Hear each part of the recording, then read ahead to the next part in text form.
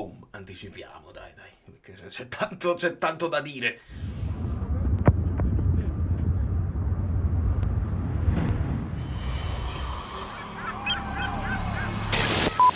Non si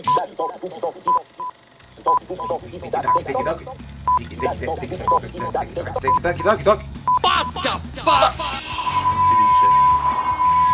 Tastiere di sicuro. Sicuro? Sono sicuro.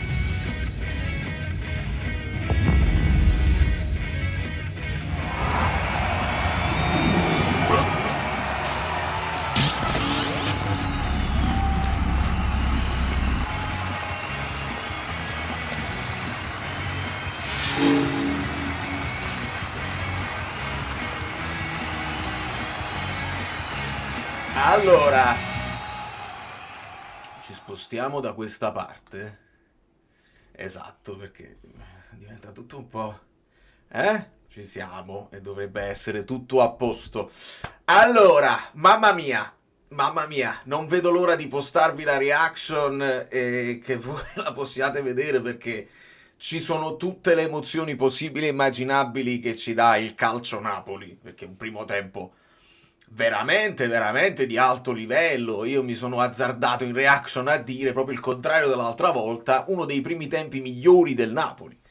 Dopodiché nel secondo tempo e anche dobbiamo valutarlo l'avversario, ragazzi, perché nel primo tempo che cos'è? Ho sentito un rumore, ma potrebbero essere semplicemente i commenti che cominciano a arrivare. Ecco qua, la chat è aperta, quindi vediamo tutti i commenti. Mamma mia, siete già tantissimi. Subito i like e tutto dovrebbe funzionare, tutto a posto.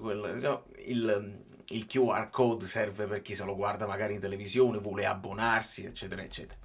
Quindi partiamo da questo presupposto, grande primo tempo dove però il Genoa non ci aggrediva forte e quindi noi potevamo fare i nostri passaggi, il nostro giro palla con grande calma, senza dover forzare e tutto funzionava a meraviglia. Mi sentirete parlare di grandi prestazioni, Olivera, Neres, Rachmani, grande prestazione, eccetera, eccetera. Nel secondo tempo Vieira impone sicuramente di aggredire forte, bentornato Peppe Di Palma, come se poi...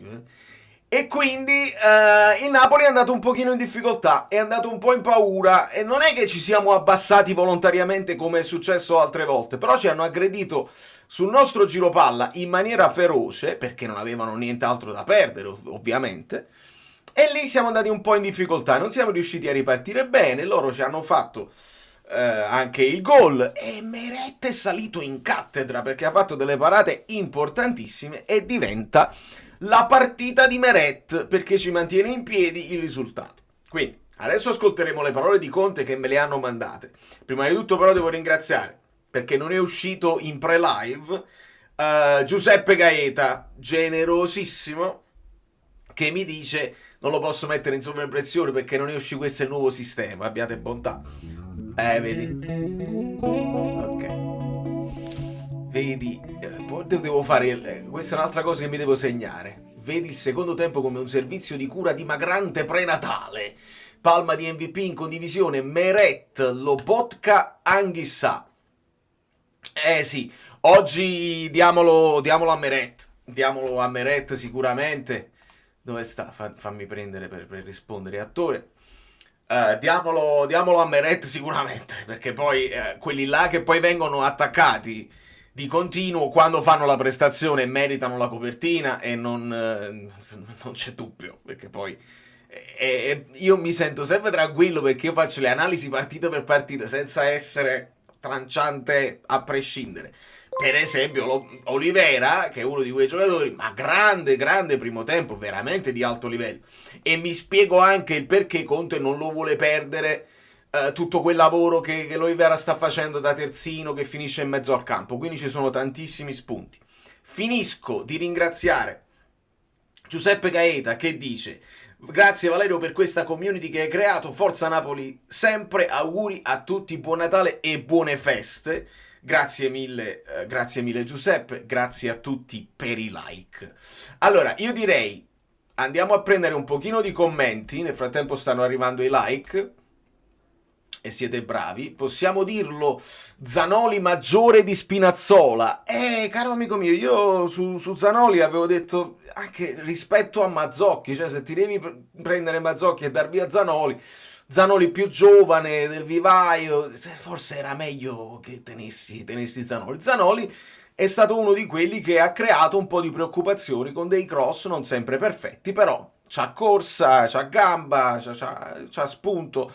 E Zanoli sicuramente era una possibilità.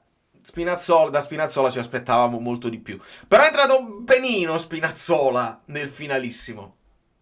Andiamo veloci verso i 200 like. Bontà vostra. Ciao Vale, primo tempo da squadra di prima fascia europea. Secondo troppo molli, siamo tornati in campo convinti che fosse chiusa, invece hanno pressato con molta più ferocia, stressando la prima costruzione. Alex MVP, sono d'accordissimo, Vince, è proprio quello che ho visto, insomma, bene il primo tempo, nel secondo tempo sale in cattedra del Genoa, e ci tengo a dire che sale in cattedra del Genoa perché dobbiamo considerare gli avversari. Adesso ascolteremo Conte, non l'ho ascoltato, ho letto nei primi commenti che insomma Conte non era soddisfattissimo del secondo tempo, e ci sta anche.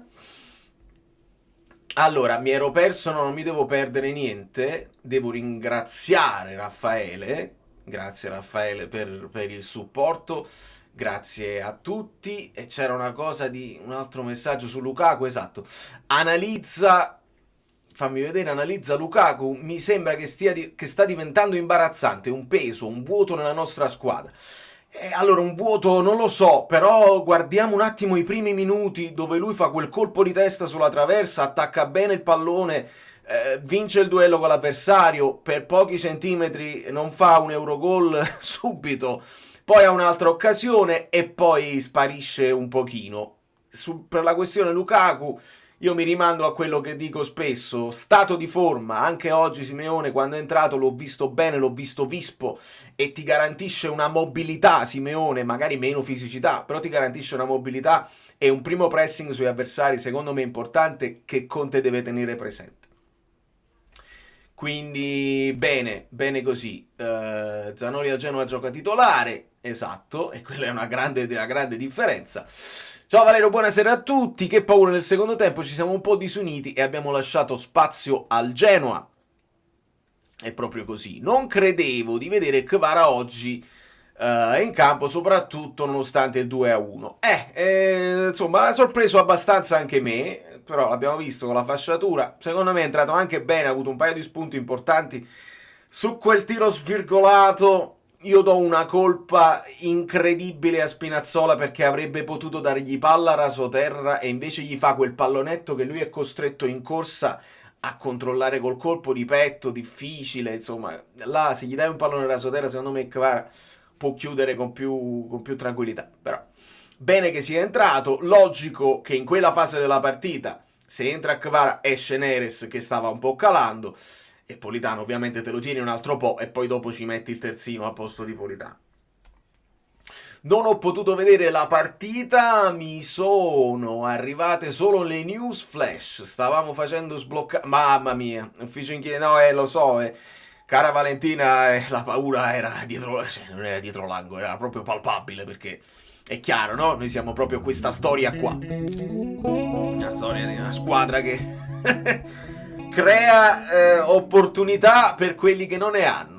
Ecco qua, quale divinità, e ci azzecca quello che dice Nicola, quale divinità non ha fatto segnare Balotelli? Un po' Meret, un po' il palo, un po' perché oggi non doveva andare così. Insomma, vale quello che diciamo per Simeone anche per Balotelli, onestamente. Probabilmente però Balotelli avere più minutaggio lui lo può richiedere, però se lo deve guadagnare probabilmente con quello che fa anche in allenamento. Non sappiamo se c'ha la tenuta fisica per reggere di più e per fare anche tutto il lavoro che deve fare un attaccante.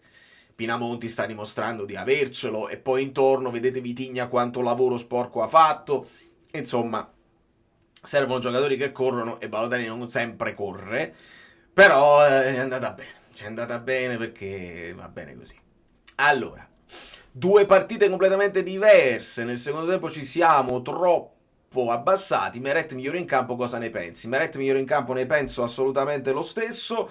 Che ci siamo un po' abbassati questa volta, io non sono convinto che è quello che ha fatto il Napoli, ma sono convinto che si è alzato assai il Genoa e quindi si hanno creato loro la difficoltà. Di solito, e lo abbiamo detto, è il Napoli che si abbassa un po' per non rischiare, va in copertura, e invece questa volta proprio dal pronti via ci hanno aggredito altissime cose che non hanno fatto nel primo tempo, quindi forse siamo stati presi un po' in controtempo anche mentale, e poi con la bolgia del Marassi, il nuovo presidente, avevano degli stimoli incredibili e forse noi abbiamo pensato, vabbè, l'abbiamo svangata. E invece no, le simulazioni parlano chiaro, non devi mai pensare di averla vinta. 2 gol, lo diceva Spalletti, non sono mai la sicurezza, perché poi si va in difficoltà.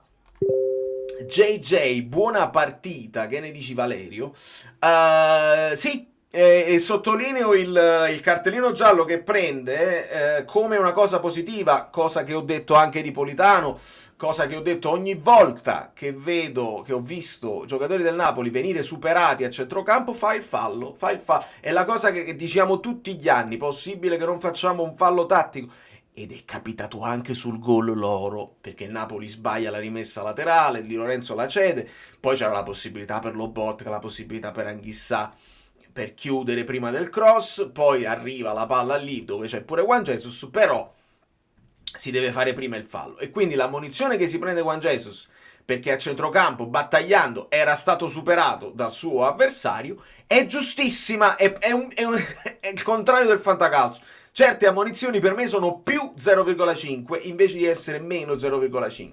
Per il resto ha fatto una partita ordinata, senza grandi sbavature, e ha fatto anche il resto della partita col cartellino giallo sulle spalle, e lì devi avere insomma la tranquillità e l'esperienza della carriera. Non voglio commentare l'ennesima baggianata del capitano. Dario, è proprio quello che ho appena fatto, mi sa. Cioè, se parli di quanto fatto in quella rimessa laterale, sì, lo commentiamo, è proprio lì. E sulla rimessa laterale io sono sempre stato molto preciso a dirvi che tenevamo uno che si prendeva la responsabilità di ricevere la rimessa laterale, che era Zielinski. Perso Zielinski anche quelle poche partite che abbiamo visto senza Zielinski l'anno scorso, il Napoli nelle rimesse laterali deve lavorarci, perché non siamo, spesso buttiamo il pallone e lo riconsegliamo agli avversari, e non è possibile, specialmente quando ti pressano. Se non ti pressano tu la dai all'indietro e ricominci, ma è un lavoro che va fatto sulle rimesse laterali, importantissimo. Buonasera Angela, sempre dall'altro telefono, sì, l'avevo letto. Nel primo tempo avrei detto che Meret si aiuta a pigliare una broncopolmonite, invece nel secondo tempo è stato fondamentale. Assolutamente sì. Amici, andiamo un attimo a leggere, ad ascoltare se è possibile il vocale di Conte. Per farlo io mi sposto un attimo, vedete con la situazione così, dopodiché mi sposto ancora un attimo, vedete la situazione così, e posso cliccare e voi dovreste ascoltare. Sono proprio veramente potenti, non devo più mantenere il telefono, si investe, perché crescere è l'unica cosa che conta. Vediamo se tutto funziona e ascoltiamo tempi Conte. di gioco, rotazioni, inserimenti e qualità. Secondo tempo poi sicuramente ha cambiato il Genoa, e lì forse ecco l'alternativa di andare sul lungo non è mai davvero funzionata, no? Guarda, non so se è cambiato il Genoa o siamo cambiati noi. Quindi, sicuramente molto soddisfatto del primo tempo, di quello che abbiamo fatto, partita dominata in lungo e largo. Secondo tempo, l'unica cosa che ci siamo detti: non facciamoli rientrare in partita. Invece sono rientrati in partita. Conosco questo stadio benissimo, è uno stadio che poi basta la minima scintilla per far accendere la tifoseria e rendere una partita che sembrava, ripeto, di dominio assoluto, poi una partita in cui abbiamo incontrato diverse difficoltà. Quindi sicuramente molto molto contento per quello che ho visto il primo tempo, per il gioco, tutte le cose che abbiamo fatto sulla pressione. Giusto? E il secondo tempo è un secondo tempo che ci deve rimanere stampato nel cervello a tutti quanti. Questo deve essere chiaro. L'ho detto ai calciatori, perché è un secondo tempo che non non deve appartenere a noi, ripeto, non deve appartenere perché significa staccare la spina, significa rimettere in gioco tutto e non è giusto per quello che io vedo in settimana, per il lavoro che facciamo, per quello che abbiamo fatto il primo tempo. Viene messo in piedi una partita assurda.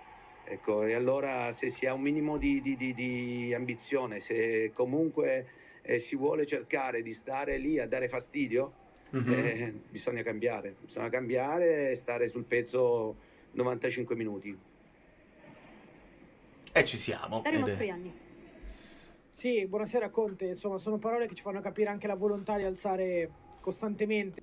Fatemi fermare un attimo, quindi Conte è molto più severo di me, perché io dico, do anche merito al Genoa di essere entrato in campo con un altro piglio e di averci dato difficoltà, e qua Conte invece è un paio più tosto di me, nel senso che dice non so se sono stati loro o se è colpa nostra.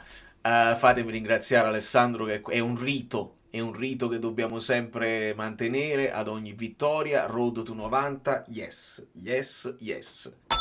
Non aggiungo altro, caro Alessandro, e andiamo ad ascoltare ancora Conte. Settimana dopo settimana l'asticella, in realtà ne eravamo pronti, io in particolare ero pronto a chiedere se comunque poi il carattere e la voglia di difendere in quel modo nel finale per certi versi la fa stare anche tranquillo. Noi dobbiamo difendere attaccando, facendo la partita, dominando la partita.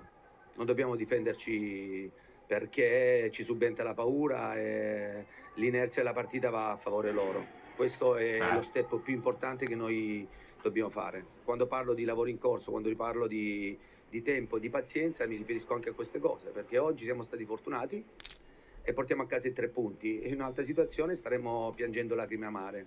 Siccome io non voglio piangere lacrime amare, allora è giusto che i ragazzi si godano i 3 punti, però al tempo stesso capiscano che le partite vanno giocate dall'inizio alla fine, cercando di mantenere sempre il piede sull'acceleratore. Caspita! Ragazzi, sono parole veramente toste. Fa piacere che l'abbia vista così. Puoi anche dare tu degli stimoli. Per esempio leggevo un commento che parlava di Kvara più Neres. Ecco, questo potrebbe essere un modo per costringere la squadra a stare sempre sull'acceleratore, perché poi alla tua voglia di attaccare, di difenderti attaccando, puoi anche farlo con dei cambi che ti obbligano ad attaccare, perché se hai Kvara Neres insieme, e poteva essere poi nel secondo tempo in quella fase, certo se la perdi poi dici ti sei sbilanciato, ma se la porti a casa riprendendo a macinare gioco dai delle preoccupazioni al Genoa, che oltre che attaccare si devono anche difendere. Quindi Conte è bene che abbia questa voglia di difendere attaccando. Bene, continuiamo. Invece ripeto, il secondo tempo non mi è piaciuto niente, assolutamente non mi è piaciuto niente. Vabbè, Conte, calmati un attimo. Ringrazio Davide sempre per il supporto e andiamo avanti. Conte, mamma mi sta come un pazzo. Ripeto, noi non ci dobbiamo difendere, noi ci difendiamo attaccando. Ok. Questo deve essere il mantra, è quello che noi dobbiamo fare. Il mantra. Mister, questa è la sua vittoria da allenatore numero 150 in Serie A. La prima l'aveva raccolta sulla panchina dell'Atalanta, che adesso avete appena scavalcato in classifica. Quanto è cambiato Antonio Conte, quanto è cambiato il calcio, ma quanto rimane uguale la sua voglia di vincere tutto quello che si può vincere? Bella domanda, complimenti. Ne è passato tanto tempo, quindi ho avuto le mie esperienze, non solo in Italia, ma anche con la nazionale ed anche e soprattutto in Inghilterra. Sicuramente sono un allenatore che ha fatto tanta esperienza e continua a cercare di migliorarsi in tutto e per tutto. Cerco di battere me stesso perché voglio essere migliore di quello che ero il giorno prima o un anno prima.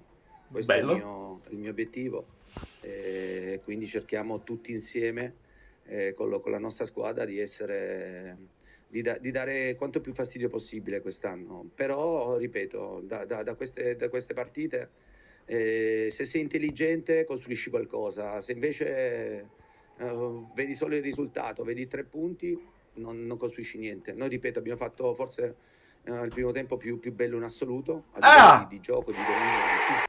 Aspetta, che è successo? è nel vocale che c'era questa esultanza. Vedi che Conte ha detto il primo tempo più bello in assoluto. Conte non si è potuto vedere la reaction ancora, non l'ho vista nemmeno io, quindi ci sta. Un secondo tempo non me l'aspettavo così, nonostante ci fosse stato un monito negli spogliatoi. Purtroppo forse me la sentivo, però ripeto, ho un gruppo di ragazzi seri che sanno fare delle grandi valutazioni, sanno capire dove si può migliorare, e sicuramente oggi andranno a casa contenti dei 3 punti, però anche loro un po' delusi per un secondo tempo in cui abbiamo rimesso in gioco un risultato che sembrava assoluto, ecco, a nostro favore. Infatti a fine primo tempo da bordo campo la sentivo dire siamo un po' troppo leziosi, quindi immaginiamo che nello spogliatoio l'avrebbe sottolineato. Grazie ad Antonio Conte. Grazie ad troppo. Ma secondo me sia McTominay che Lukaku io li vedo totalmente fuori dagli schemi. Cioè, a me l'attacco mi pare veramente una misca Francesca. Che sta Quando succedendo? vedo una squadra... Aspetta, no, perché poi sono volati altri vocali. Ok, chiarissimo. Importante questa conferenza. Non è la conferenza, insomma, l'intervista a caldo di Conte. È buono secondo me quando con i 3 punti in tasca puoi fare un certo tipo di discorsi. È la cosa che vogliamo di più, così poi punti a migliorare, e già stava migliorando il Napoli, quindi si è un po' spaventato, secondo me ha rivisto un pochino gli spettri della prima partita col Verona, e col Verona hai preso i 3 gol così male, e qua ti è andata bene. Quindi bene, se Conte è arrabbiato siamo sulla buona strada. Mi piace anche a me così, Francesco, e grazie sempre. E ringrazio anche il dottor Varon. Anghissà, panico in mediana. Scott basso e scontento. Anghissà più alto. Conte apparentemente calmo nel secondo tempo. Ciao Vale, Bellini, vogliamo i like. Grazie anche per la richiesta dei like. Anghissà, panico in mediana, sì. Anghissà tutto campo. E lo abbiamo visto in effetti più alto. Nel primo tempo li abbiamo visti entrambi andare. E vedrete, insomma, le posizioni medie, gli screenshot andavano entrambi e non c'era problema, perché poi il Genoa ti aspettava più basso. Quando poi è entrato Torsby, è lì che McTominay è finito più giù ad aiutare anche Lobotka in costruzione, ma più che altro per seguire Torsby, e Anghissà aveva il compito di andare su uno dei centrali per dare una mano a Lukaku nel primo pressing, e questo l'abbiamo visto fare anche nella la partita col Milan, e spesso lo stiamo vedendo fare da Anghissà. Quindi bene così, apparentemente calmo, perché poi non era calmo per niente. Quindi va bene così per il risultato. Antonino Tito: sì, è vero che il Napoli ci ha abituato con queste partenze aggressive, ma a mio avviso ho visto trame di gioco che fino ad ora non si erano viste. Mi ha dato l'impressione di assistere a una goleada, che però purtroppo non c'è stata, perché tu è al terzo gol che ti senti un pochino più tranquillo. Poi aggiungici, ragazzi, che da tifoso, la preoccupazione, io non ero molto devo dirvi la verità, devo essere onesto con voi, non ero molto preoccupato oggi. Poi faccio la simulazione, sblocco il risultato in simulazione con Anghissà subito, e poi nel finalissimo prendo la siringa e prendo il 2-1, mi pare proprio Pinamonti. Male. Quindi quando segna Anghissà a me sale una paura a livelli, perché se poi non ne parliamo. Per fortuna c'è stato il secondo gol, quindi mi ha tranquillizzato su quella cosa là, però la reazione del Genoa c'è stata, e quindi così. Vittoria fondamentale, dice Davide. Stasera oserei dire Lukaku poco servito, sì, e non è la prima volta. Poi nel secondo tempo ci siamo abbassati drasticamente con l'opo centrale di difesa. JJ a me non dà grandi garanzie, immagino che tu voglia dire. Sì, vabbè, Lobotka centrale di difesa è sempre quando si abbassa tra i due centrali per fare la prima costruzione.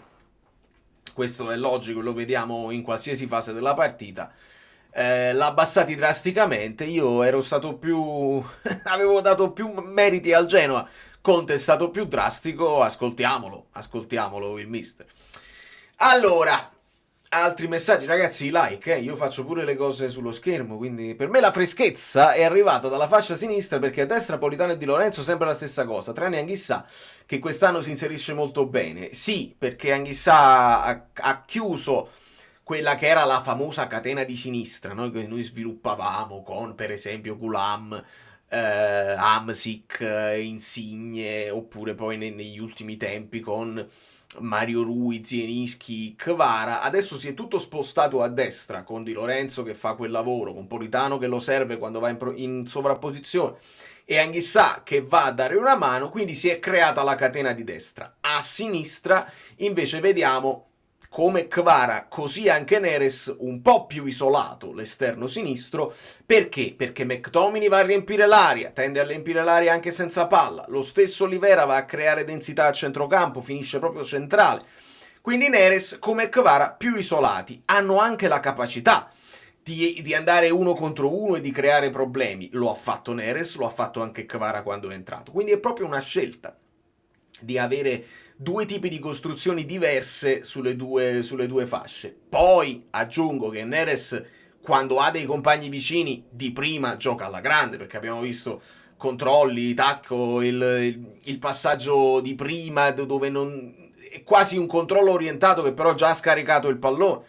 Quindi Neres è uno di quelli che se gli metti dei giocatori vicini con cui scambiare diventa veramente importante e quindi va sfruttato queste sue qualità. Ci aggiungiamo la riflessione che in pochi ho sentito fare: Neres ha pure 27 anni, scuola Ajax, le esperienze all'estero col Benfica, insomma c'ha una maturità anche importante che da Kvara noi gliela chiediamo perché gliela chiediamo così, ma Kvara è comunque uno dei più giovani e me lo posso aspettare di più da Neres che da Kvara. Quindi l'idea di averli entrambi e di non poterli vedere continua a farmi male. Comunque Conte saprà come gestirli. Allora, se vogliamo dirla tutta, il gol lo abbiamo preso Miez e coach di JJ, una sentenza costante in tutte le partite che gioca. Pietà. Michele. Non credo, nel senso è una realtà quello che dici, però non so se hai sentito all'inizio live, prima di arrivare al gol Miez e coach di Juan Jesus, c'è un cross che è stato fatto fare senza l'intervento di Anghissà e di Lobotka, tutti devono scalare, anche Amir va a vuoto per chiudere sul cross, ma tutto viene da quel fallo laterale tra Lobotka e Di Lorenzo dove perdiamo palla in maniera insomma inopinata e quindi va bene, prendiamocela con Juan Jesus, perché tanto è il vostro... abbiamo tutti dei come si dice, dei bersagli preferiti e oggi non si può attaccare Meret, la prossima volta attacchiamo Meret, oggi attacchiamo Juan Jesus e va bene così, che vi devo dire, non posso difendere l'indifendibile. Valentina, secondo me Conte ha sempre il pallino fisso dell'anno scorso, che la squadra mentalmente possa cedere sotto stress, lo capisco, però abbiamo anche dimostrato di saper reggere in altri momenti. Senza dubbio, oggi arriva la 150esima vittoria di Conte in Serie A, leggevo percentuali alte di vittorie, siamo tipo al 71% con il Napoli, 73% la sua percentuale più alta è con la Juventus, numeri che conserviamo gelosamente, ma che non ci dicono tutto. È chiaro che Conte ci parla in continuazione di un percorso, di una strada tracciata, di miglioramenti da fare che già sta vedendo. Pensare di avere una squadra che improvvisamente schiocchi le dita o suoni il campanello e tutto funziona a meraviglia, purtroppo non era neanche pensabile, quindi va bene così, perché stanno arrivando dei risultati che ci danno forza per continuare la stagione alla meglio. Allora, sul fallo laterale nessuno lo dice, ma il primo responsabile è Politano, che invece di dare l'appoggio facile a Di Lorenzo scappa e costringe Lobotka ad andare a fare quello che dovrebbe fare lui. Sì, mi piace che aggiungiamo altri spunti a questa storia del fallo laterale, che è sempre un'azione di gioco molto sottovalutata e ne parliamo poco, però bisognerebbe parlare. Sicuramente questo deve essere un momento di analisi, chissà se qualcuno gliela farà la domanda in conferenza a Conte, ma è un momento di analisi secondo me importante. come si arriva poi alla squadra vicina alla perfezione, che non esiste. Si arriva anche passando da questi dettagli, dove tu se sei in possesso di palla non la puoi mai perdere, non la devi mai riconsegnare. Vi ricordate all'epoca che era il Sassuolo, che era Bakayoko, eccetera, eccetera, palla che non fa 50 metri e prendiamo gol. E a questo il Napoli di Conte quel gol non l'avrebbe mai preso, e invece l'ha preso. Quindi ci sono dei miglioramenti da fare, senza alcun dubbio. Fatemi rientrare, voglio ascoltare anche i vocali, altri vocali. C'era un vocale... Allora, questo vocale di Francesco ce lo conserviamo per Guido e ascoltiamo Time Paradox. Buonasera a tutti amici bellini, buonasera Valerio, come stai? Bene. Allora, dopo la fine del primo tempo io ero già pronto, mi ero già preparato un vocale, però di quel vocale è rimasto solamente una cosa nel secondo tempo, perché chiaramente è uscito fuori il Genoa e ci ha messo in grosse difficoltà, lo dobbiamo ammettere. Nel primo tempo è stato un primo tempo dove abbiamo dominato senza aver paura di essere smentiti. Nel secondo tempo io mi tengo di quel vocale iniziale, che sciagura Paperet, che sciagura, madre mia. E niente, io ne approfitto per farvi gli auguri a tutti, buon Natale, buone feste. E io ho firmato per lo 0-0, comunque. Un abbraccione. E penso che Vi qua... lascio con questa breve considerazione. Aspetta, adesso prendiamo la considerazione di Enzo. Penso che qua lui sta parlando del nostro fantacalcio. Se tu hai firmato per lo 0-0, io ancora non me la sento, perché vorrei capire che cosa fanno gli altri giocatori, ma ho una paura tremenda, visto che comunque c'ho il dubbio che gioco almeno uno in meno. Vediamo quello che succede, amico mio. Registro il pianto generale, anche io piango per i troppi infortuni che sto avendo al fantacalcio, e vediamo cosa succede. Mancano 15 like a qualche, come si dice, qualche probabilmente situazione. Possiamo tornare alla scena di base, perché pure mi piace vedere anche quanta gente c'è, eccetera eccetera, e possiamo anche da qui tranquillamente ascoltare la considerazione finale. di Enzo. Questa partita poteva finire in modo molto diverso e lasciare una sensazione molto diversa. Invece, come è ovvio, ci lascia con un altro vittoria, sì, ma con un altro tipo di sensazione. Peccato. Vero. Vedo che i vocali stanno aumentando di volume, nel senso non di volume di decibel, ma di volume. Sono diventati... avete molte cose da dire, quindi io devo aumentare un pochino perché un minuto massimo, altrimenti andiamo fast. Vediamo se non... Buonasera ragazzi, buonasera amici bellini, sono Valerio. È stata una partita abbastanza complicata. Nel secondo tempo pensavamo che fosse ormai chiusa, gioco di parole, nei primi 45, dove la squadra è stata brava, la regressione alta era pressoché perfetta, si alzava Anghissà, si abbassava intanto Scott, poi quando giravano palla sulla loro destra si abbassava Anghissà come un pendolino, saliva Scott, anche Neres con Politano sulle fasce, sempre sui loro terzini. Hanno sempre dovuto buttare la palla, dominato, potevamo fare il 3-0, secondo me dovevamo farlo, visto poi come è andato il secondo tempo, perché giustamente alzando il baricentro, vedendo di riuscire a recuperare palla, con la prima palla gol dove Meret è stato spettacolare, secondo me, non voglio dire il migliore in campo, uno dei migliori per come sono andate le cose. Hanno preso poi coraggio, ci hanno fatto gol, siamo poi stati bravi nel mezzo del secondo tempo per una ventina di minuti a non soffrire più di tanto, poi di nuovo nel finale sono andati all'arrembaggio quelli del Genoa. Noi però abbiamo avuto tante ripartenze sciupate, potevamo fare il terzo anche nel secondo tempo. Secondo me la vittoria è meritata, perché si vincono anche partite sporche di sofferenza, certo, però vorrei vedere un Napoli che riesce a dominarla almeno per 75-80 minuti, non dico tutti e 90 perché esistono anche gli avversari. Resta il fatto che, diciamolo perché dobbiamo dire tutto, il Ferraris è un campo ostico storicamente per noi, quasi quanto il Castellani di Empoli. Buonasera. Senza dubbio che è un campo tosto per noi. In quella fase il Napoli ha saputo soffrire meglio, perché ci sono fasi in cui soffri bene e fasi in cui soffri e basta. E capisco quello che dici, c'è stato un momento non proprio a metà, ma subito dopo l'inizio, la prima sfuriata del Genoa, dove si è abbassato il loro attack momentum e poi si è rialzato. Nel primo tempo solo Napoli, e secondo tempo inizia fortissimo il Genoa. Vi farò vedere poi l'attack momentum, che spiega tantissimo di come è andata la partita, te lo spiega proprio bene. Che ne pensi se con il Venezia potrebbero giocare Kvara a sinistra e Neres a destra facendo riposare Politano? Per me ci sta tutta come come idea, anche perché è il Venezia, e quindi se non lo fai con il fanalino di coda non lo fai mai più. Però non lo so se Conte se la sente.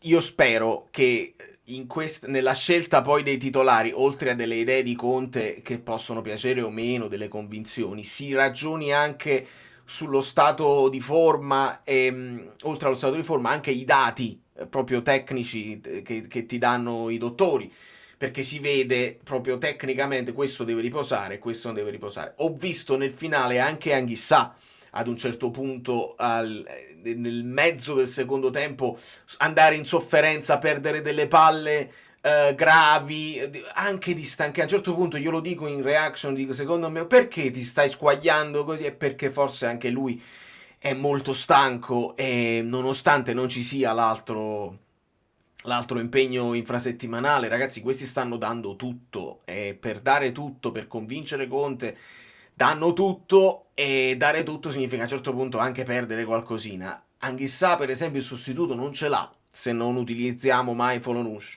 Non vorrei arrivare anche quando Politano magari è troppo stanco e quindi perde lucidità sia avanti sia in difesa. Quindi per me ci sta come idea di farli giocare entrambi e poi ti copri dopo. Visto che il Napoli comincia sempre forte, potresti veramente andare fortissimo e poi continuare ad andare, perché Conte ce l'ha detto, puoi continuare ad attaccare e puoi continuare ad attaccare anche mettendo Politano, lo sappiamo tranquillamente. Allora, like, bisogna saper soffrire, esatto, però che ansia, lo so. Noi però abbiamo fatto i complimenti all'Atalanta che sta vincendo anche le partite sporche, così, le grandi squadre, così. Facciamoceli i complimenti, noi però da dentro lo sappiamo che vogliamo migliorare anche sotto questo punto di vista senza avere patè d'animo, il patè d'animo.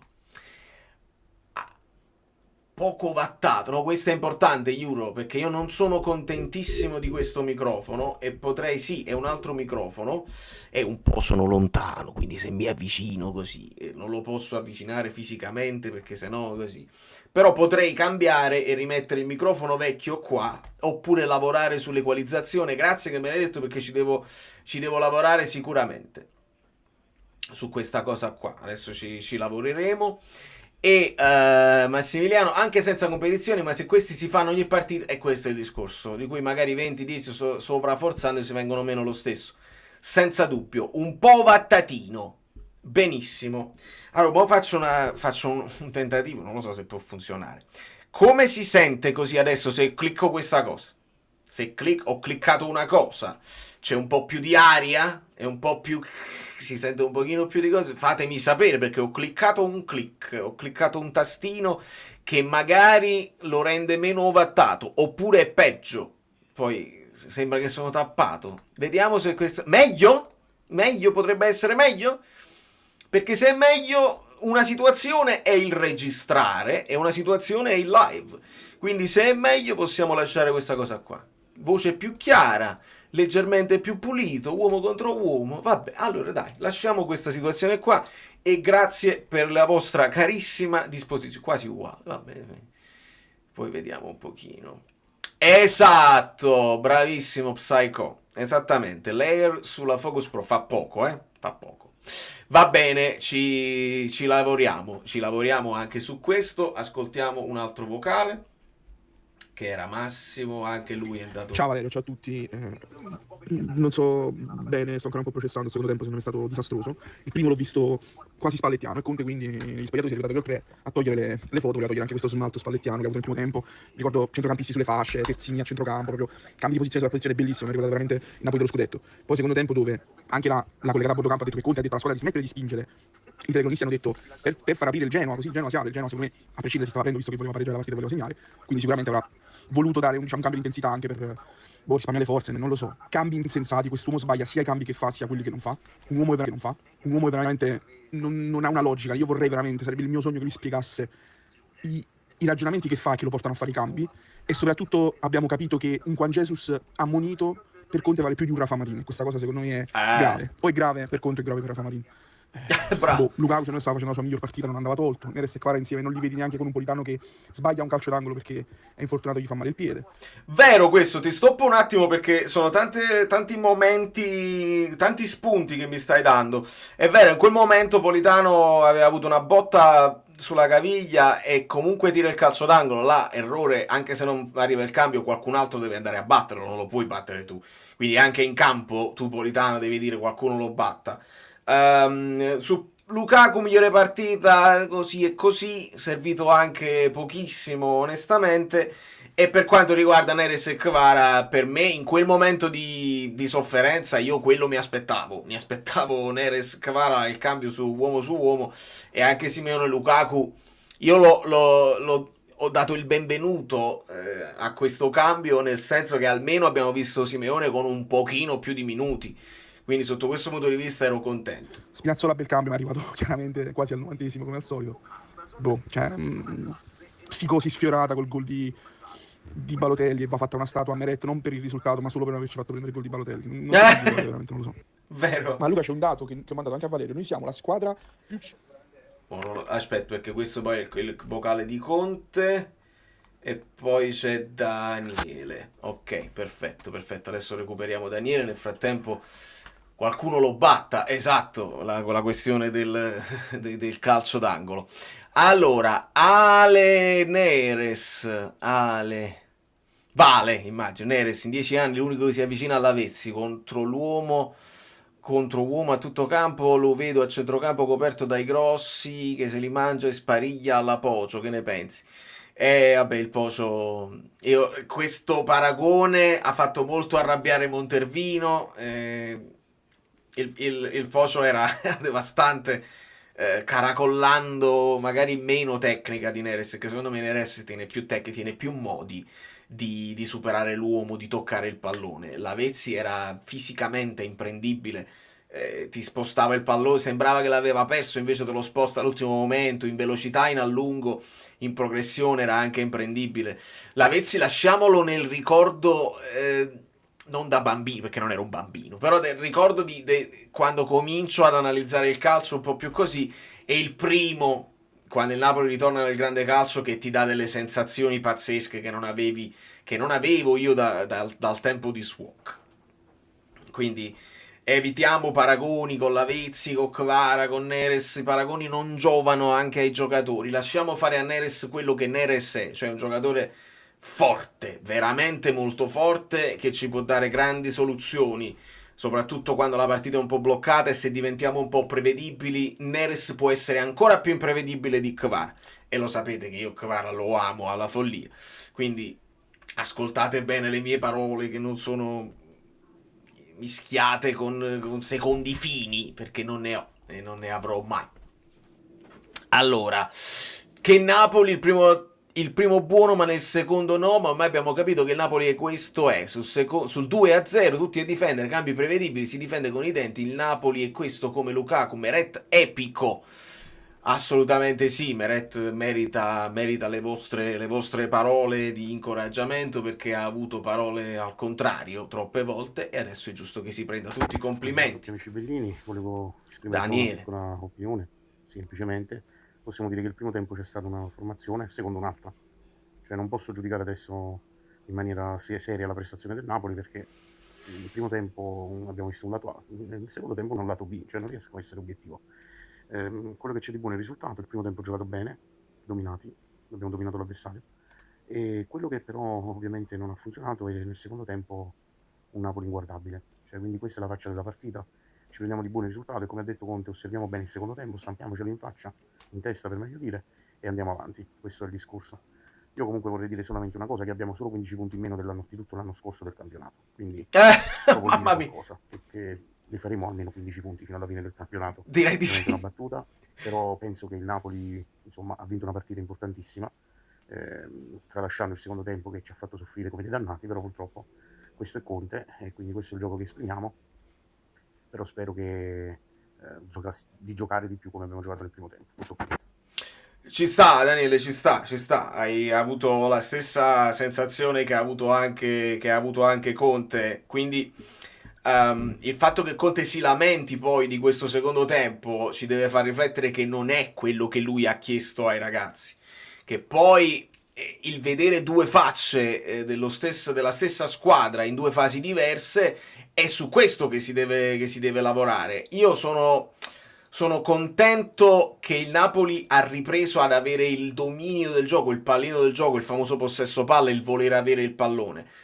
Questo lo abbiamo visto ed è stato un cambiamento rispetto all'inizio della stagione. Su questo poi Conte dice la strada è segnata, cioè riprendere il dominio, e lo dice a parole, poi ce lo deve far vedere anche coi fatti, che il Napoli può essere continuo all'interno di una partita e fare la stessa partita per tutti i 90 minuti.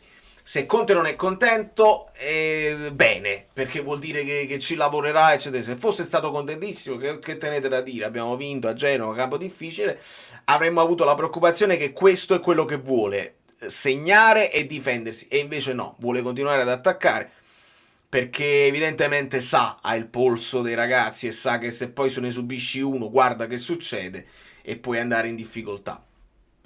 Allora, nel frattempo volano i voti a Meret, andiamo a leggere qualche altro messaggio. John, una stronzata, ma come si decide il campione d'inverno con queste partite mancanti? Se fossimo per esempio hai ragione hai ragione, è da vendere, caro John. Si decide un campione d'inverno fittizio, che diciamo non si... È una cosa forse anche giornalistica, il campione d'inverno, che non si assegna in maniera ufficiale da nessuna lega, e quindi non essendoci uno può dire però con l'asterisco, sei campione con l'asterisco. Noi lo sappiamo che essere campioni d'inverno noi lo siamo stati in passato senza vincere, lo siamo stati in passato poi allungando, quindi non ci diamo troppa importanza, però hai ragione da vendere, perché non si può assegnare con certezza matematica, perché mancano dei punti. E aggiungo uno spunto, visto che mi parli proprio di regolamento, ho visto due spunti. Retropassaggio di ginocchio col portiere con le ali che prende la palla con le mani, si può fare da regolamento, non lo devi fare di proposito, lì è comportamento antisportivo. Se tu perdi tempo e invece stai col pallone, palleggi per esempio, gliela passi col ginocchio, gliela passi di testa, lì è comportamento antisportivo, non si può fare. Il passaggio di ginocchio invece il portiere la può prendere con le mani, da regolamento. Seconda cosa però, il guardalini quando mai è entrato in campo a prendere il pallone e a darlo per far battere la rimessa laterale? Questo non l'ho mai visto in vita mia. Il guardalini col pallone che rimbalza e che magari si sta allontanando dal possesso di chi lo deve andare a riprendere, il guardalini si è sempre spostato, non ha mai fatto quello che lo stoppa e velocizza la ripresa del gioco. Questo non l'ho mai visto. È un amico me l'ha scritto in privato e in reaction mi sentirete perdere la voce su questa cosa, perché sta sto fatto che Guardalini si piglia la palla. Poi ha chiamato anche un fallo di fondo che doveva essere calcio d'angolo, Simeone come un pazzo. Signor Guardalini, perché poi Guardalini noi non sappiamo nemmeno i nomi, io non mi vado a vedere i nomi, non ho mai visto una cosa del genere. Quindi questo lo aggiungiamo al controllo VAR su tutti e due i gol. Che hai visto? L'hai notato pure tu, Simone, che gli dà il pallone, cioè entra in campo, piglia il pallone e gli dà il pallone. Mai vista una cosa del genere. Molto strano, diciamo semplicemente molto strano. Mancano 50 like, quindi ascoltiamo il vocale di Fabio Versati. Buonasera amici bellini, ciao Valerio. Dottor Jekyll e Mr. Hyde, solo così posso racchiudere la partita di stasera e non me lo spiego, anche perché non ho visto tutto il secondo tempo, ma gli ultimi 12-15 minuti, ma come mi raccontano gli amici bellini del gruppo è stato un Napoli bruttissimo, quindi diciamo mi sono evitato la parte brutta della serata, anche se io guardo quella, perché lo sai, visto che ci raccontano che siamo in fase di crescita, di costruzione, e allora vanno guardate prima le cose che non vanno bene, che non funzionano. Ma io mi chiedo, è mai possibile che contro il Genoa, che difende con Bani, Badeli, non si possano schierare Kvara e Neres insieme, visto che mi dicono che Politano ormai era cotto? Io credo di sì, però magari è solo un nostro sogno, una nostra utopia. Scusami la lungaggine, ma non posso aggiungere altro, posso solo dire un primo tempo quasi spallettiano, anche il primo, il secondo tempo il secondo Mazzarri. La chiudo così, ma... Siete più cattivi di Conte stesso, però lo capisco, perché vorreste risolvere tutte le situazioni del Napoli con più... Però io proprio oggi, visto che il Napoli stava subendo il pressing e avendo fatto Conte questo tipo di ragionamento per tutto il girone di andata, io proprio oggi non me lo... Cioè non mi viene di dire come mai non hai messo Kvara insieme. Io non mi aspettavo nemmeno Kvara in campo. Io mi sarei aspettato Mazzocchi subito al posto di Politano, perché non mi aspettavo nemmeno che Kvara col problema al ginocchio subito in campo. Quindi onestamente capisco, perché sono il primo, voglio tutti e due in campo, il Genoa si deve difendere a quel punto.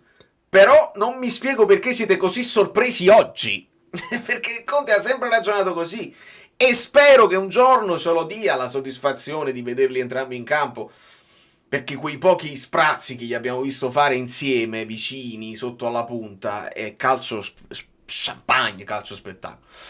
Quindi vediamo se ci darà questa soddisfazione almeno col Venezia. Però come diceva Valentin, secondo me, per non forzare, Kvara comunque c'ha una fasciatura bella vistosa sul ginocchio, si potrebbe continuare con l'Enes all'inizio e poi vediamo come va la partita. A quel punto, se stai in svantaggio, me lo aspetto Kvara insieme a Neres. Se invece stai controllando, ancora non me lo aspetto. Oggi la classe arbitrale ha fatto di tutto per provare ad annullarci un gol. Se Politano non fosse stato in fuorigioco e McTominay non avrebbero trovato... sì, ma hanno cercato, bravissimo, sul gol di McTominay, che poi è bellissimo, forse il più bello dei tre. Cioè il fuorigioco di Politano, millimetrico, così, poi avrebbero controllato anche la palla uscita o non uscita. Ma insomma, potete controllare quello che volete voi, i gol erano buoni. Allora, dato che la prossima live è dopo Natale, ti faccio gli auguri oggi. Grazie a te Guido per quello che fate, grazie a te Ren. Ci facciamo gli auguri a fine live sicuramente, grazie a voi, perché veramente siete la mia terza famiglia. Permettetevi di mettervi al terzo posto, ma per una questione cronologica, anche perché la mia famiglia è di Napoli, reale, poi c'è la mia famiglia che sto costruendo qua in America, la nuova famiglia, e poi ci siete voi che avete dato un senso al periodo più difficile della mia vita e l'abbiamo superato brillantemente insieme. Quindi bene, grazie. Allora, Fabio, ma Kvara e Neres vanno messe per vincere le partite e messe in ghiaccio, non per recuperare i risultati. Lo capisco, caro Fabio, però noi capiamo anche che Conte non l'ha vista così. A meno che, perché lui dice una cosa nell'intervista e ne fa un'altra. Se lui adesso ci dimostra, e magari in questa partita a caldo dice io faccio così, però poi ci ragiona sopra e dice io... Forse questo è il messaggio che devo mandare, se no ci schiacciamo troppo. Vediamo dalla prossima se sull'1-0, il 2-0 mette anche Kvara insieme a Neres. Allora tu dici, ho dato questo messaggio, adesso devo essere credibile e devo continuare a dare questo messaggio. Detto che, e guardiamoci nell'anima, tu puoi continuare ad attaccare anche con Politano, perché il primo tempo l'hai fatto con Politano. E comunque hai fatto un primo tempo di grande livello dove attaccavi la catena di qua, la catena di là, tira la catena. E quindi si può attaccare anche con Politano. È chiaro che i due nomi danno un messaggio anche al resto della squadra. Dice, abbiamo Neres, abbiamo Kvara, andiamo, dobbiamo tenere noi il pallone perché altrimenti non dobbiamo aspettare che ci ripartono in faccia. Quindi è giusto così. Ascoltiamo Peppe Di Palma, l'ultimo vocale. Ciao Vale, ciao ragazzi, auguri a tutti, buon Natale, cerco di essere il più veloce possibile. Allora, Olivera, primo tempo, 14 passaggi riusciti in tre quarti avversaria, primo con Lobotka, secondo a 9 passaggi, quindi Conte e l'elisir lunga vita di Olivera. E sì. Volevo dire a Babbo Aurelio, volevo dire Babbo Natale, che visto che quest'anno sono stato bravo, per Natale vorrei un centrocampista centrale, poi se si può anche un difensore centrale mancino, però il centrocampista perché Mister Conte a Follow non lo vede proprio. Ecco. E Zambo quasi verso la fine partita era sfatto. Cotto. Allora, esattamente, caro Peppe, quello che tu chiami centrocampista centrale è ovviamente in questo caso stiamo parlando di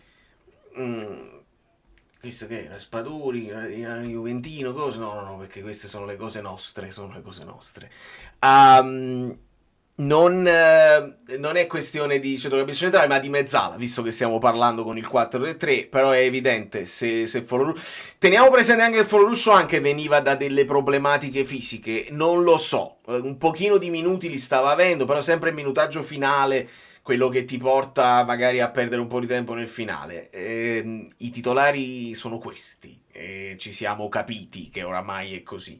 Vediamo se il mercato ci porta qualcosa. Ho letto delle dichiarazioni di Manna, sembrano un poco possibiliste, insomma, dobbiamo vedere, fare i nomi tanto per farli, li possiamo fare. Si leggeva di, per questo avete letto Raspadori, perché stavamo commentando anche ironicamente lo scambio Raspadori, Danilo, tutti juventini in campo, ma pure il juventino Asa, che pure sempre juventino è Gasa, e non Gasa. Insomma, il mercato vediamo se si farà, ma la vedo, aspetto, la vedo quando si farà, perché con Conte è possibile che si impunti e che voglia e che pretenda. Difensore? Sì, siamo d'accordo, specialmente se se ne va Marin. Vi arriverà un video sulle liste, perché sento comunque un po' di confusione generale, gente che se ne va Rafa Marin e pigliamo a Danilo, non si può fare, perché Rafa Marin è per esempio un under e Danilo è un over, e quindi già lì ne deve uscire un altro, oltre a Mario Rui.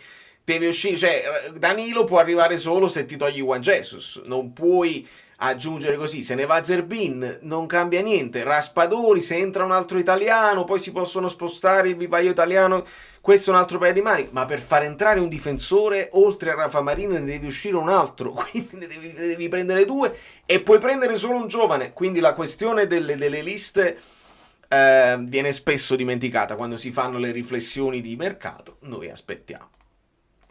È vero, Mario Rui tiene questo capello fluentissimo in questo momento, si parla adesso di rescissione del contratto, tanto stando fuori rosa, che te lo tieni a fare. E va bene così. Gol di Zaccagni, ovviamente c'è la Lazio in campo e fate bene a tenermi aggiornato anche su queste situazioni, perché la Lazio con Lecce, Lecce già sta in 10 uomini. Espulso Gilbert e c'è il penalty. Come Zaccagni? No, io leggo penalty di Castellanos. Va detto rigore sacrosanto, parata del difensore su tiro a botta sicura. Io leggo Castellanos, rigore d'espulsione. Ah, ok. E vabbè, allora così è andata. Mi hai mandato un messaggio su Stream Elements. Caro Armando, se ti riferisci, allora sì, lo vedo, è perché purtroppo hai fatto bene a dirmelo, perché stavo sull'altra schermata. Questa è una cosa che devo aggiungere l'altra schermata. Purtroppo non mi esce il messaggio, di conseguenza io ti ringrazio e aspetto che me lo riscrivi, e non ascolto niente, non rispondo a nessun altro finché non mi riscrivi il messaggio. Castellanos, perfetto, vai Armando, tocca a te, riscrivimelo e ti rispondo con grande piacere, e ringraziandoti sempre per il tuo supporto. Proprio fermi tutti. Nel frattempo voi lasciate i like, fate le cose vostre. Dai. Bisogna, cioè, colpa mia che non è uscita la cosa, ma dovevo uscire Kvara che salutava, è la cosa che fa Kvara. Quindi aspettiamo che si rifrescia la pagina. Nel frattempo possiamo leggere. In aspetto, non so, ma vedendo le ultime uscite di Danilo non lo vedo come un grande colpo, forse cambiando aria, ma non lo so, ho i miei dubbi, che insomma Danilo è uno che io al fantacalcio me lo compravo pure, perché era un punto di riferimento con Allegri, così, già non era un punto di riferimento con Motta, adesso non avevo visto la partita e mi godo la live. Questo era il messaggio, Armando. Ti ringrazio 2 volte, allora. Ti ringrazio 2 volte per la fiducia anche sul racconto a caldo della partita. Ti rimando ovviamente all'analisi. Domani prima la reaction, perché è importantissima. Secondo me è pur divertente, perché ero così entusiasta e tranquillo e sereno nel primo tempo. Nel secondo tempo proprio una paura assoluta. Quindi va bene. Mio figlio giocava alla semifinale ed in finale. Ah, che bellezza. A posto, allora bravo al figliuolo e facci sapere come va. Buon Natale anche a te e a voi tutti e andiamo agli altri messaggi. Domani all'Atalanta contro l'Empoli come minimo regala un rigorino giusto per farsi ripagare quello che diedero a noi. Ah, il passaggio è il famoso rigore di Empoli di Politano che tutti parlano, che poi era rigore a tutti gli effetti, quindi si insiste, è passato oramai il messaggio, quello passerà alla storia come rigorino. Vabbè, nel frattempo l'Atalanta ha avuto parecchie situazioni dubbie che sono andate a loro favore, quindi non sono in credito con nulla, anzi, se ci ragioniamo, però guardiamoci tutte le partite, sta in campana, guarda le cose, soprattutto ascolta le cose, perché quando ci fanno ascoltare poi il VAR scopriamo delle cose. Aggiungo una cosa, c'è un documentario, credo sia su Paramount Plus, non lo so se lo potete vedere. Fatemi sapere anche nei commenti post live se questo documentario, perché è interessante e io ovviamente non vi posso postare il documentario, però potrei fare un approfondimento perché è un documentario proprio sugli arbitri, si chiama The Man in the Middle, una cosa del genere, e si sentono molto tutti i discorsi anche in Premier League che si fanno col VAR, con l'arbitro così. Se ci facessero ascoltare l'arbitro che parla col VAR in diretta, se aprissero i microfoni dell'arbitro anche rispetto a quello che i giocatori gli consegnano, secondo me umanizzerebbero tantissimo anche la figura dell'arbitro, e non dico che ce la prenderemo di meno con loro, ma sicuramente ci compenetreremmo nella loro situazione, dove vengono comunque accerchiati sempre, in pochi secondi devono risolvere le situazioni dubbie. Secondo me ancora meglio del challenge, ascoltare gli arbitri sarebbe una cosa fondamentale proprio per abbassare e sapere, e se i giocatori sapessero che sono registrati e che tutti ascoltano, si calmerebbero anche un pochino nelle reazioni con gli arbitri. Questa è una considerazione. Seconda considerazione, Rocky che parla inglese, mia moglie mi guardava, ma che cazzo sta dicendo? Non riusciva a capire nulla. E la riflessione, purtroppo, quando parliamo di arbitri internazionali, cioè il top del top, Rizzoli già ha un inglese un po' migliore, ma Rocchi, che poi era arbitro internazionale, quando parla in inglese non si capisce niente. Quindi io immagino un giocatore che magari partita internazionale, l'arbitro gli dice delle cose, dice, ma che non ti capisco, perché poi è un inglese un po' maccheronico, un po' masticato, è anche veloce nel parlare, ma mette i verbi, tutti i false friends, che sono i verbi che tu credi che significano quello in inglese, ma non significano quello. E questo è il top del top, perché poi tu devi essere il più bravo tra gli arbitri italiani, che poi diventa arbitro internazionale. Possibile che non ci sono arbitri altrettanto bravi che sappiano parlare l'inglese un pochino meglio per fare le cose così? Lì purtroppo penso che sia una questione anche di rapporti e anche di politica che poi ti fa salire di livello. Solo 30 like. Ha segnato Castellanos su rigore non Zaccagni, quindi bene la conferma.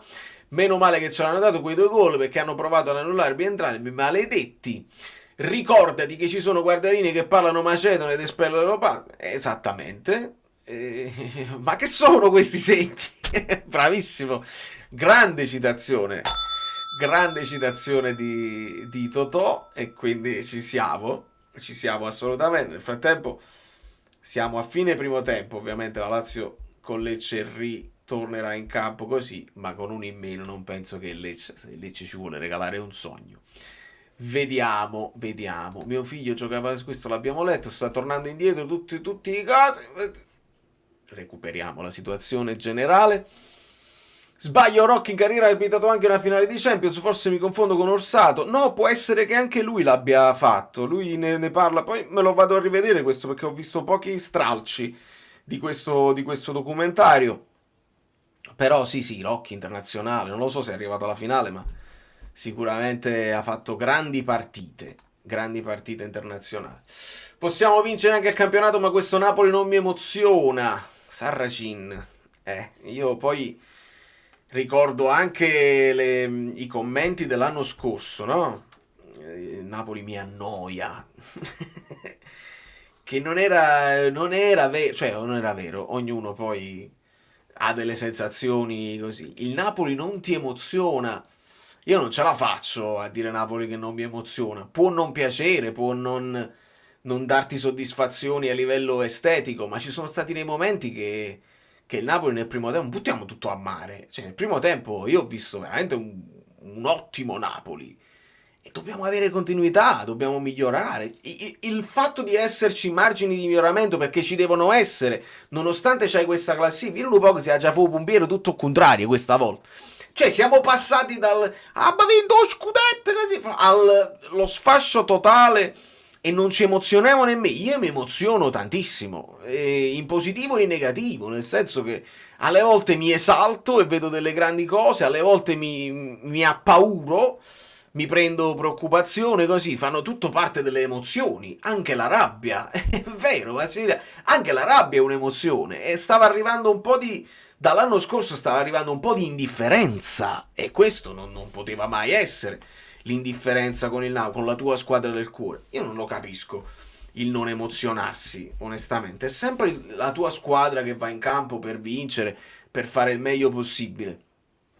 Può non piacere, però anche lo sfizio, dice vediamo se questa partita facciamo un tempo uguale al secondo tempo, vediamo se in questa partita manteniamo il clean sheet, vediamo se in questa partita Lukaku è in grande forma, ci zittisce oppure sta ancora a tre quarti, vediamo se Meret fa una papera coi piedi, perché poi in porta abbiamo visto che si è allungato molto bene.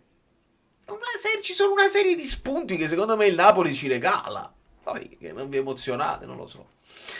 Allora, io continuo a essere molto preoccupato. Ecco, già preoccupato è diverso da non mi emoziona. Per la situazione di Lukaku e la sua permanenza prolungata a Napoli, visto l'ingaggio e il peso del cartellino. Mai visto un attaccante che non tira in porta. Il colpo di testa sulla traversa, non ve lo dimenticate, per favore, perché là Lukaku 1-0. La preoccupazione che tu hai per un giocatore che sta in là con gli anni e che è difficile, è un ingaggio pesante e che è difficile che una top squadra se lo va a prendere, la condivido. E l'unica cosa è che la rabbia decide di andarselo a prendere e Lukaku se ne va, eccetera, eccetera. Questa è l'unica speranza, secondo me, che possiamo avere. O magari una squadra in Belgio dove lui dice io sono sempre stato tifoso di questa squadra in Belgio e va a svernare in patria. Però non ci dimentichiamo l'occasione che ha avuta e il peso specifico che comunque ha, perché si deve, almeno occupa uno spazio. Dire che giochiamo uno in meno è ingeneroso ed è anche sbagliato, perché Lukaku sta lì anche quando è immobile, fa parte della squadra e dobbiamo essere un pochino meno trancianti con tutte le considerazioni sui giocatori, perché altrimenti diventiamo quelli là che poi non possiamo più commentare quando i giocatori... Il caso Meret, se uno si è sbilanciato e ha detto Meret non può giocare nemmeno in Serie D, fa degli errori da eccellenza, così, oggi chi ha detto così non può venire a dire bravo Meret, perché fanno la brutta figura, dici se siamo troppo trancianti ci perdiamo l'opportunità di venire a commentare così. Imparate da me con la questione Olivera, io sono il più contento del mondo quando Olivera mi fa vedere una crescita esponenziale, sta facendo partite attente, tatticamente molto preciso, puntuale, che fa dei movimenti nuovi e sta imparando così. Io questo aspetto di poter aggiornare le mie idee senza avere un punto fisso in mente che poi è impossibile da tornare indietro. E invece se voi volete proprio attaccante che non tira in porta, vi siete dimenticati del colpo di testa sulla... Imparate da me con Mario Rui, per esempio. Questo è uno spunto, perché Fabio pure con Mario Rui era molto molto tranciante e poi Mario Rui partita dopo partita, prestazione dopo prestazione, si è meritato il nostro rispetto ed è diventato da un odiatissimo dalla piazza addirittura un eroe, tra virgolette, anche un po' meme, anche per fisicità, Mario Rui diventa eroe meme. Però, vedi, Che poi Lukaku, poi Juan Jesus, poi Meret, poi Politano, e poi quella di Lorenzo l'anno scorso, e poi Rachmani, scarsissimo Rachmani, poi torna a essere fortissimo Rachmani. Poi avete qualcuno, ha cominciato con Kvara, eppure Simeone, io mi ricordo che non era possibile averlo con il secondo più scarso che ci stava in campo, così. E allora tutti questi qua, quelli là, il discorso che gli 8 su 10 che hanno vinto lo scudetto non valgono più, e qualche cosa di buono lo devono avere. Quindi noi dobbiamo partire dal presupposto che questi giocatori, se messi in condizioni di far bene, possono far bene. Sono i giocatori perfetti? No. I giocatori perfetti ce li ha il Manchester City? Sì. Può anche il Manchester City entrare in una crisi nera, in una spirale che non se ne esce più, nonostante abbiano Foden, Holland, Walker, Ederson, tutti i più forti possibili immaginate, e Bruyne? Sì. Quindi raccogliete il quando, raccogliete lo stato di forma, raccogliete il momento e cerchiamo di dare il giudizio sul momento e non sul giocatore in sé per sé, perché sennò poi è difficile commentare il calcio. Sono d'accordo con tutto, Vale, però la vedo dura che Lukaku si prenda per tutta una serie di questioni, fase calante, età fisico, poi se mi smentiscono nel primo... No, ma c'hai ragione, ma ti ricordi che io dissi proprio questo, il paragone con la batteria del cellulare? Ti ricordi? Io dissi proprio questo, dissi, il Lukaku che raggiunge il 100% di carica della batteria del cellulare potrebbe non essere un 100%, potrebbe essere il 70%, cioè la batteria usurata, il cellulare che hai usato per troppi anni, il massimo della carica che ti porta 100% è il 70%. Il 70% basta per vincere lo scudetto? Secondo me no. Secondo me no. Può essere in Italia il 70% di Lukaku buono per entrare in Champions? Secondo me sì. Secondo me potrebbe bastare. Poi, se Conte ci aggiunge che a questo 70% di Lukaku non ci si ostina a farlo giocare sempre e si sfrutta un pochino più tutta la rosa, secondo me non è male, perché c'hai un cellulare che magari è meno bello, è meno performante, c'ha meno opzioni, però è veloce, schizza ed è più facile da usare. Quindi insieme a Lukaku diamo anche uno spunto a Conte di utilizzarlo in maniera diversa, magari fargli fare una partita dove entra nel secondo tempo, potrebbe risultare più veloce, più svelto rispetto agli avversari. Zalaieta, siete arrivati a Zalaieta, il pallonetto con l'Inter, Zalaieta era forte, attualmente Lukaku ha più gol di Lautaro. Questo è vero, però Lautaro sta facendo tutto un altro lavoro per la squadra. Sinceramente dopo Zalaieta non mi lamento di Lukaku. Sì, mi hai mandato un altro vocale, in chat dicevano si sentivano bassi, quindi magari controlliamo un attimo. Allora, vediamo se posso recuperare questa cosa qua, perché poi devo aprire tutto e ce la possiamo fare. Ce la posso fare, caro Fabio, non ti preoccupare. Vocali, anche il... Però non lo vedo l'altro vocale. È nella sezione dei vocali? Perché perché non lo vedo. Se l'hai mandato nella sezione dei vocali, altrimenti lo puoi inoltrare nella sezione dei vocali. Che altrimenti, se dobbiamo risolvere la situazione. L'ultimo vocale è sempre quello di Peppe Di Palma. Inoltralo di là se ci riesci, così lo ascoltiamo. A posto. Se vogliamo fare il paragone Fonseca-Garcia, aspetta, avevo cliccato. Se vogliamo fare il paragone Fonseca-Garcia per la poca credibilità, secondo me l'anno scorso ci sono state anche poche individualità trascinanti, sempre in discussione, ma con un Reinders così. Mamma mia. Bello spunto. Reinders sta togliendo le famose castagnette dal fuoco per Fonseca. Poi il paragone ci sta perché anche Fonseca mi è sembrato abbastanza solo, con dirigenza un po' in confusione, grane da risolvere, gatte da pelare, Leao, Teo.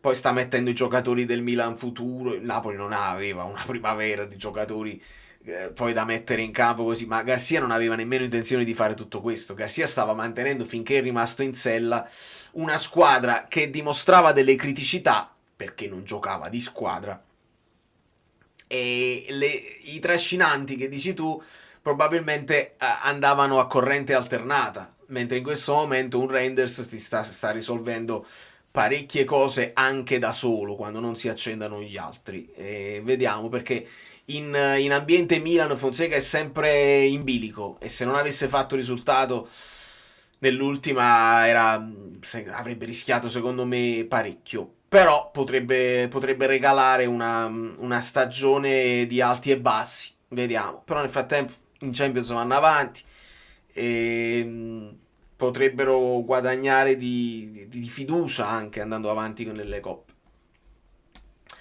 Se pensiamo a Osi per gennaio, Antonio, e che dobbiamo pensare a Osi per gennaio? Osi non vuole, Osi se ne voleva andare. Uno che va al Galatasaray ed è tutto contento di andare a giocare in Turchia, così, proprio a Napoli non ci voleva rimanere più. La sua aveva chiuso mentalmente, ma già da un anno, da molto prima che arrivasse il rinnovo. Sì, me l'ha detto, io ho già deciso quello che voglio fare, ho già deciso che non rimango e ho già dei piani. Poi i piani non sono andati in porto perché non sono arrivate le offerte che dovevano arrivare per Osimhen. Magari qualcuno ha offerto, pensiamo a quell'offerta del Paris Saint-Germain per Osimhen e Kvara, può essere, o altri hanno offerto di meno, però Osimhen aveva altre idee e non voleva più rimanere. È chiuso, Osimhen è un capitolo chiuso dove noi dobbiamo solamente monetizzare. Non c'è possibilità che Osimhen torni, che rimette le foto con la maglia del Napoli. No, io penso che sia chiuso proprio in Italia. Lui adesso ha la voglia, l'ha sempre detto, ha la voglia di andare in Premier. Se qualcuno se lo prende in Premier, ben venga. Se qualcuno lo vuole in Spagna, ben venga. Ha fatto l'esperienza in Germania, non credo che abbia tanta voglia di andare in Francia.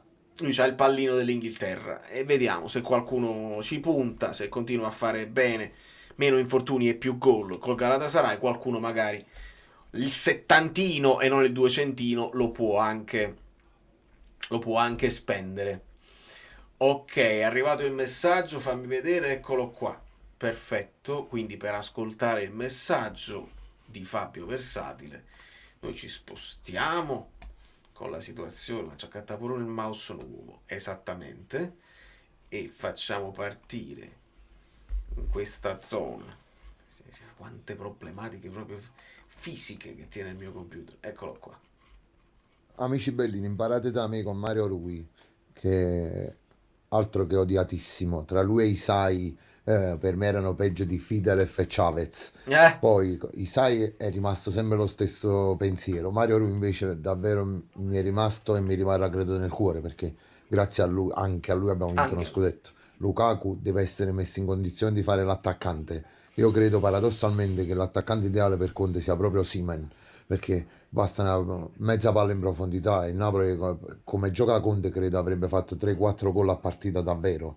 Però io resto sempre dell'opinione, vedi, anche su Conte, che dico non mi piace, però nei 90 minuti il Napoli ci fa vedere magari a sprazzi un tempo che domina le partite. Quando vedrò che lo farà per 7-8 minuti, 7-8 partite, e allora magari dirò bene Conte, altrimenti continuerà a non piacermi.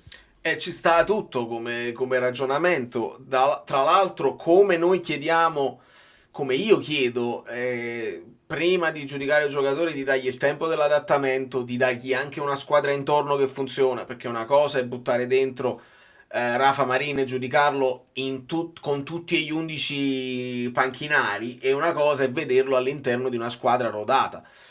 E anche quello, poi prendi l'esempio di De Ketelare, alle volte funziona e alle volte no, in certi ambienti funziona, in certi ambienti no.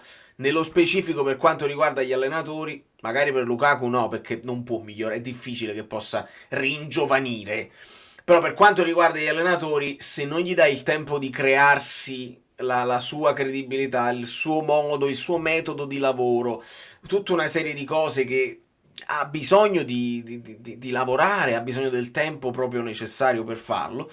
Se non gli diamo il tempo non possono essere giudicati. Ecco perché poi il discorso anche dell'anno scorso, difficile, là va a finire che diamo delle opinioni da innamorati delle nostre idee. Se diciamo Garcia sarebbe arrivato in carrozza in Champions, non lo sappiamo. Se Mazzarri avesse cominciato lui il campionato, magari non lo sappiamo, ho i miei dubbi.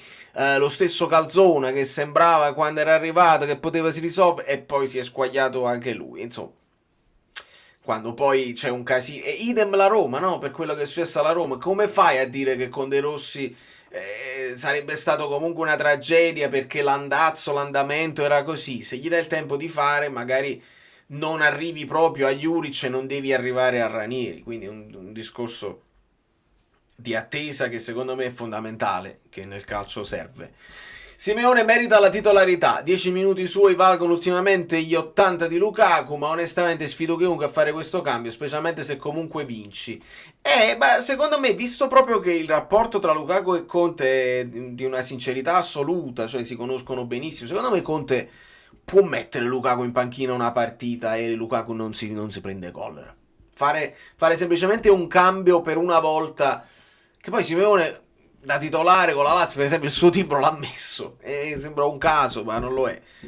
E quindi, dato che il rapporto è così stretto, non credo che nemmeno si creerebbe un caso tra Lukaku e l'allenatore. Una volta che entra da subentrato, insomma, da fresco con gli altri difensori un po' in affanno, secondo me è una carta che mi giocherei. Però è difficile vederlo, perché finora non lo abbiamo mai visto. Allora, rientriamo nella situazione così, perché così si sente bene, a posto, se si sente bene. Psicosi Lazio, che significa? Oh, 1-1. Maronna millecce. Tete morente, ma vivente in realtà. La Lazio, quando poi perdi, mo la Lazio vince, è a posto. Però io mi sono permesso di, perché la sconfitta è pesante, quindi ti crea delle crepe mentali. E quando subisci 6 gol, ti crea delle crepe che sono difficili, perché dici, mo pigliamo, capace di pigliare il primo tiro. Quindi io non avevo pronosticato, il pronostico fa ridere, non significa niente, poi nel calcio succede di tutto, vedi il guardalinee che ti piglia il pallone e te lo dà in mano, è incalcolabile, è impronosticabile. Però ho detto, vuoi vedere che la Lazio magari non prende altri 5 gol, perché non li può mai prendere, però non vince subito dopo, cioè sconfitta pesante ti porta al pareggio, recuperi un po' di tranquillità e poi ricominci a vincere.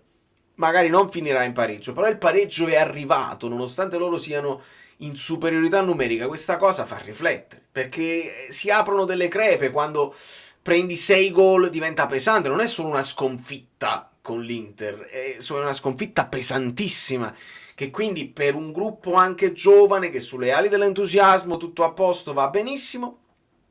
Quando poi invece là poi ti servono i leader, ti servono quelli là così per dire tutto a posto, calmi, non è successo niente, continuiamo. E invece un pochino no, ma la segna di nuovo ne sono convinto, anche perché insomma c'è ancora tanto tempo e lei c'è uno in meno, quindi lo dico, però vale come principio. Mi piacerebbe che il calcio ogni tanto ci dia delle conferme rispetto a delle idee che uno ha, che poi non è detto che si debba verificare, però fa riflettere che l'hanno preso il gol. Non lo metterà mai in panchina a Lukaku, verrebbero meno le sue scelte, e Conte non ammetterà mai di aver fatto una scelta sbagliata. Secondo me no, secondo me lui può comunque giustificarla, perché il primo anno gli servivano delle certezze, Lukaku gli dava delle certezze, poi. Ma appunto, Michele, mi aiuti a dire, una partita in panchina non significa che Conte boccia Lukaku, e non lo dobbiamo bocciare noi nei nostri giudizi, né lo deve fare Conte se decide di metterlo una volta in panchina. Ci ha detto una cosa Conte che è importante: Kvara si può sedere, c'è Neres, ma anche Neres lo posso utilizzare anche a destra, quindi mettiamo in discussione anche Politano. Tutti si sentano in discussione, poi lo sappiamo che non sono tutti in discussione, perché se hai Neres puoi mettere in discussione Kvara. Se hai altri tipi di panchinari, altri giocatori non sono in discussione. Mi sembra evidente. Però non non penso che se tu metti in panchina una volta, spendate le gambe, ma recuperiamo, se metti in panchina una volta Lukaku, lo hai bocciato, lo hai messo in discussione, fa parte del momento di forma, tu lo puoi giustificare tranquillamente, quindi vai liscio, il posto fisso al Comune, no, secondo me è tutto a posto. Nel frattempo tengo l'occhio sulla Lazio perché sono anche è sfizioso vederlo, ma vediamo. Dopo aver visto il gol di Anghissà ho pensato al tuo pronostico. Bravo, infatti vedrai nella reaction come mi sono messo paura. Mi sono tranquillizzato solo al gol di Rachmani, perché là veramente andavo in grossa difficoltà. Allora, la verità è che il Napoli si adatta a Lukaku, con Spalletti i giocatori si adattavano all'allenatore.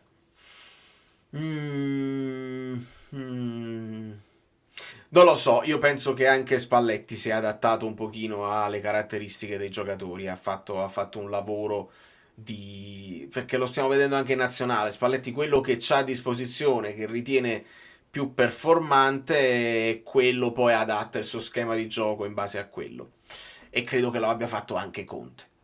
Poi non è che il Napoli sta giocando per Lukaku, il Napoli ha scelto un modo, uno stile di gioco e un modulo che gli permette di mettere in campo, secondo me, e credo anche secondo Conte, l'11 tra quelli più forti sulla carta. Se invece avessi giocato con i quinti che devono andare così, avresti dovuto utilizzare i vari Spinazzola, i vari Mazzocchi, così, andando a sacrificare un McTominay che invece, come vedete, è molto performante, andavi a sacrificare i vari trequartisti, li potevi utilizzare con Kvara, con Neres, così, ma avresti perso il lavoro che ti fa Di Lorenzo come terzino, avresti messo Buongiorno Braccetto che invece da centrale si può andare a prendere la punta centrale, insomma ha messo tutto sulla bilancia, e secondo me ha adattato Conte a quelli che sono le caratteristiche del gioco, come penso abbia fatto anche Spalletti. Ho individuato il risultato, ma a parti invertite. Esattamente, per fortuna, meno male. Il problema è che il mister si fida troppo di Lukaku e quindi non lo toglierà mai dal primo minuto, e che ste. E quindi questa è la cosa, ma vediamo se qualcosa cambierà, ne dubito. Andiamo a leggere altri commenti. Stai parlando di 2 anni fa e parlo di questo campionato. Stasera non ha mantenuto una palla per far salire la squadra. State sempre parlando di Lukaku. Io ho visto altre partite dove è stato peggiore, onestamente. Cioè che gli sono arrivati più palloni e ne ha persi di più. Vedremo con i duelli, perché poi un paio di volte ha avuto lo spunto, quando stava defilato e poi gli è carambolato il pallone così. Line-up, statistic, vediamo un pochino se riesco a trovarvi anche nella line-up il voto di Lukaku, che è 6.0, non benissimo. Anche McTominay non benissimo, però c'è un 6.9 strano di Meret che dovrebbe avere 8, non ho capito perché così basso Meret. Poi bisogna ragionare su queste cose qua, perché per esempio ci sono dei falli, no? Il fallo che fa McTominay al limite dell'area, e tu dici quello è una palla che lui non ha intercettato, ha preso solo il giocatore, e quindi si abbassa il suo voto SofaScore. Dici, ma in realtà quello è un intervento importantissimo, perché ti evita che il giocatore tira in porta da solo, hai fatto il fallo tattico, ti abbassa il voto, ma in realtà hai stoppato un'azione pericolosa. Quindi quando vediamo i voti così, insomma, se andiamo a prendere Lukaku, un XG di 0.22 per quella traversa e quell'altro tiro, shot on target, vediamo, dribbling, ok, dribbling ne ha provati 2, uno gli è riuscito, quindi il 50%, passaggi accurati 71%, non è molto, ma per la punta bene o male è così. Duelli vinti 1 su 3, duelli vinti aerei 1 su 2, persa palla 7 volte, 2 falli, e queste sono le 22 tocchi. 22 tocchi sono proprio pochini. Quindi secondo me, sì, ha perso palla 7 volte, ci dice proprio il recap della partita. Però ci sono state altre partite dove ha perso palla di più. In questo caso proprio ne ha avute veramente pochissime.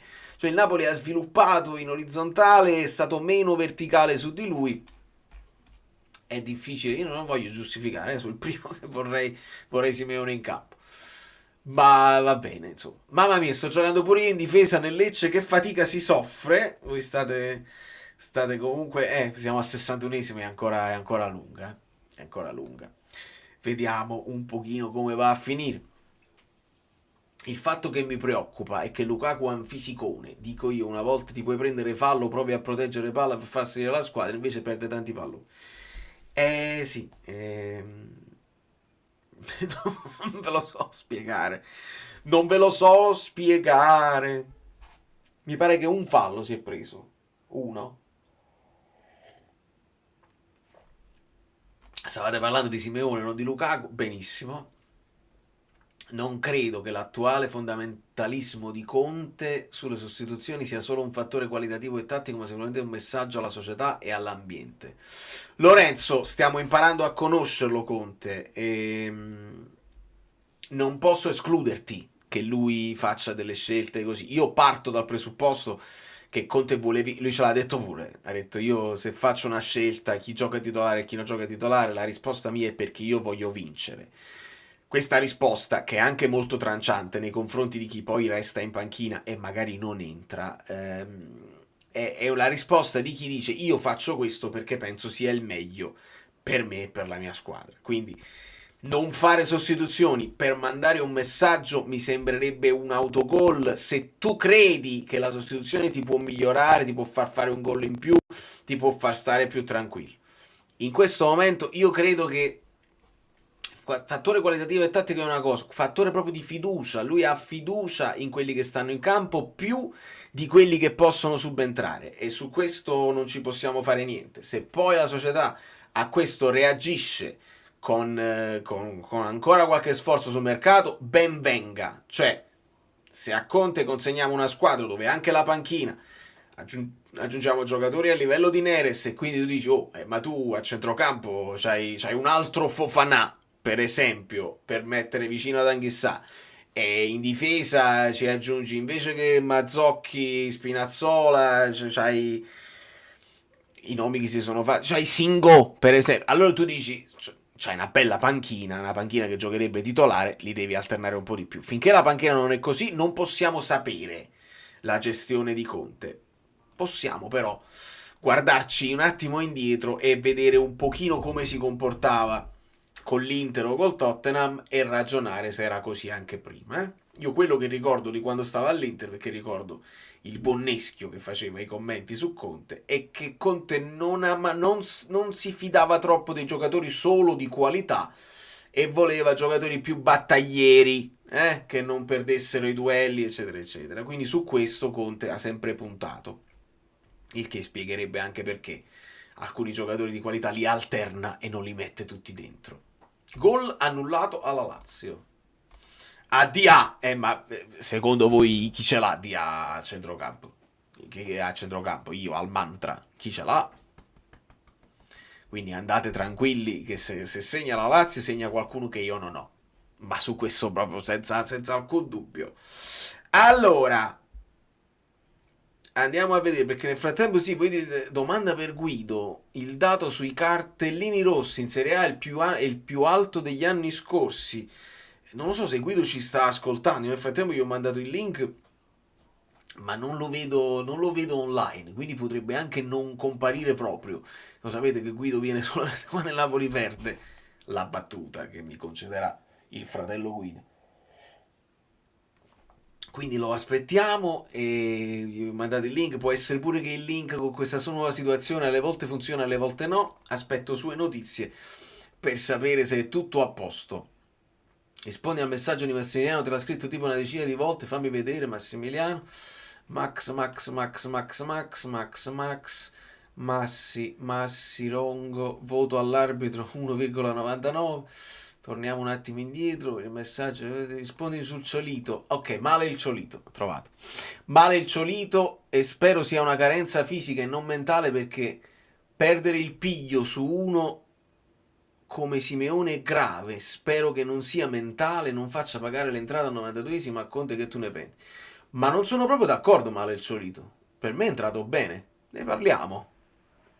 Guido. Però ci dobbiamo spostare. Buonasera. No, stai solo tu. Se io mi sposto così, boom, boom, deve funzionare per forza. Esatto, però un po' più grande perché esiste proprio. Eccolo qua. Benvenuto. Allora, buonasera amici bellini. Buonasera amici bellini, buonasera Valerio.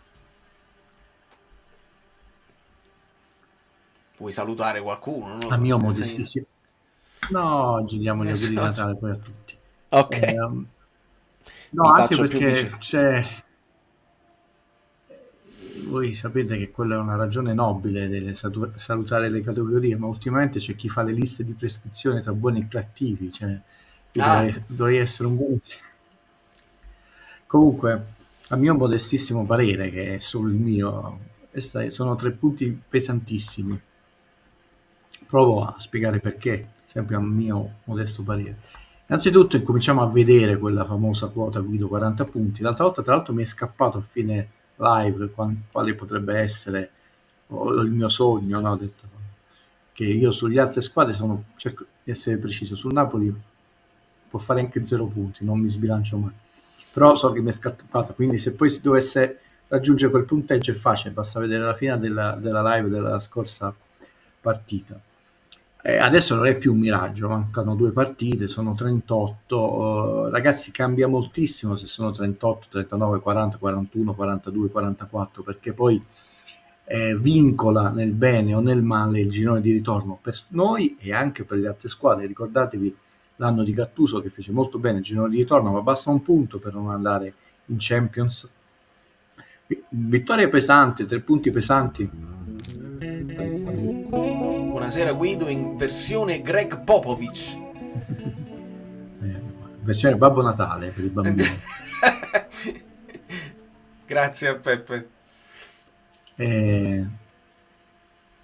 Poi vediamo l'aggiornamento sulle sostituzioni.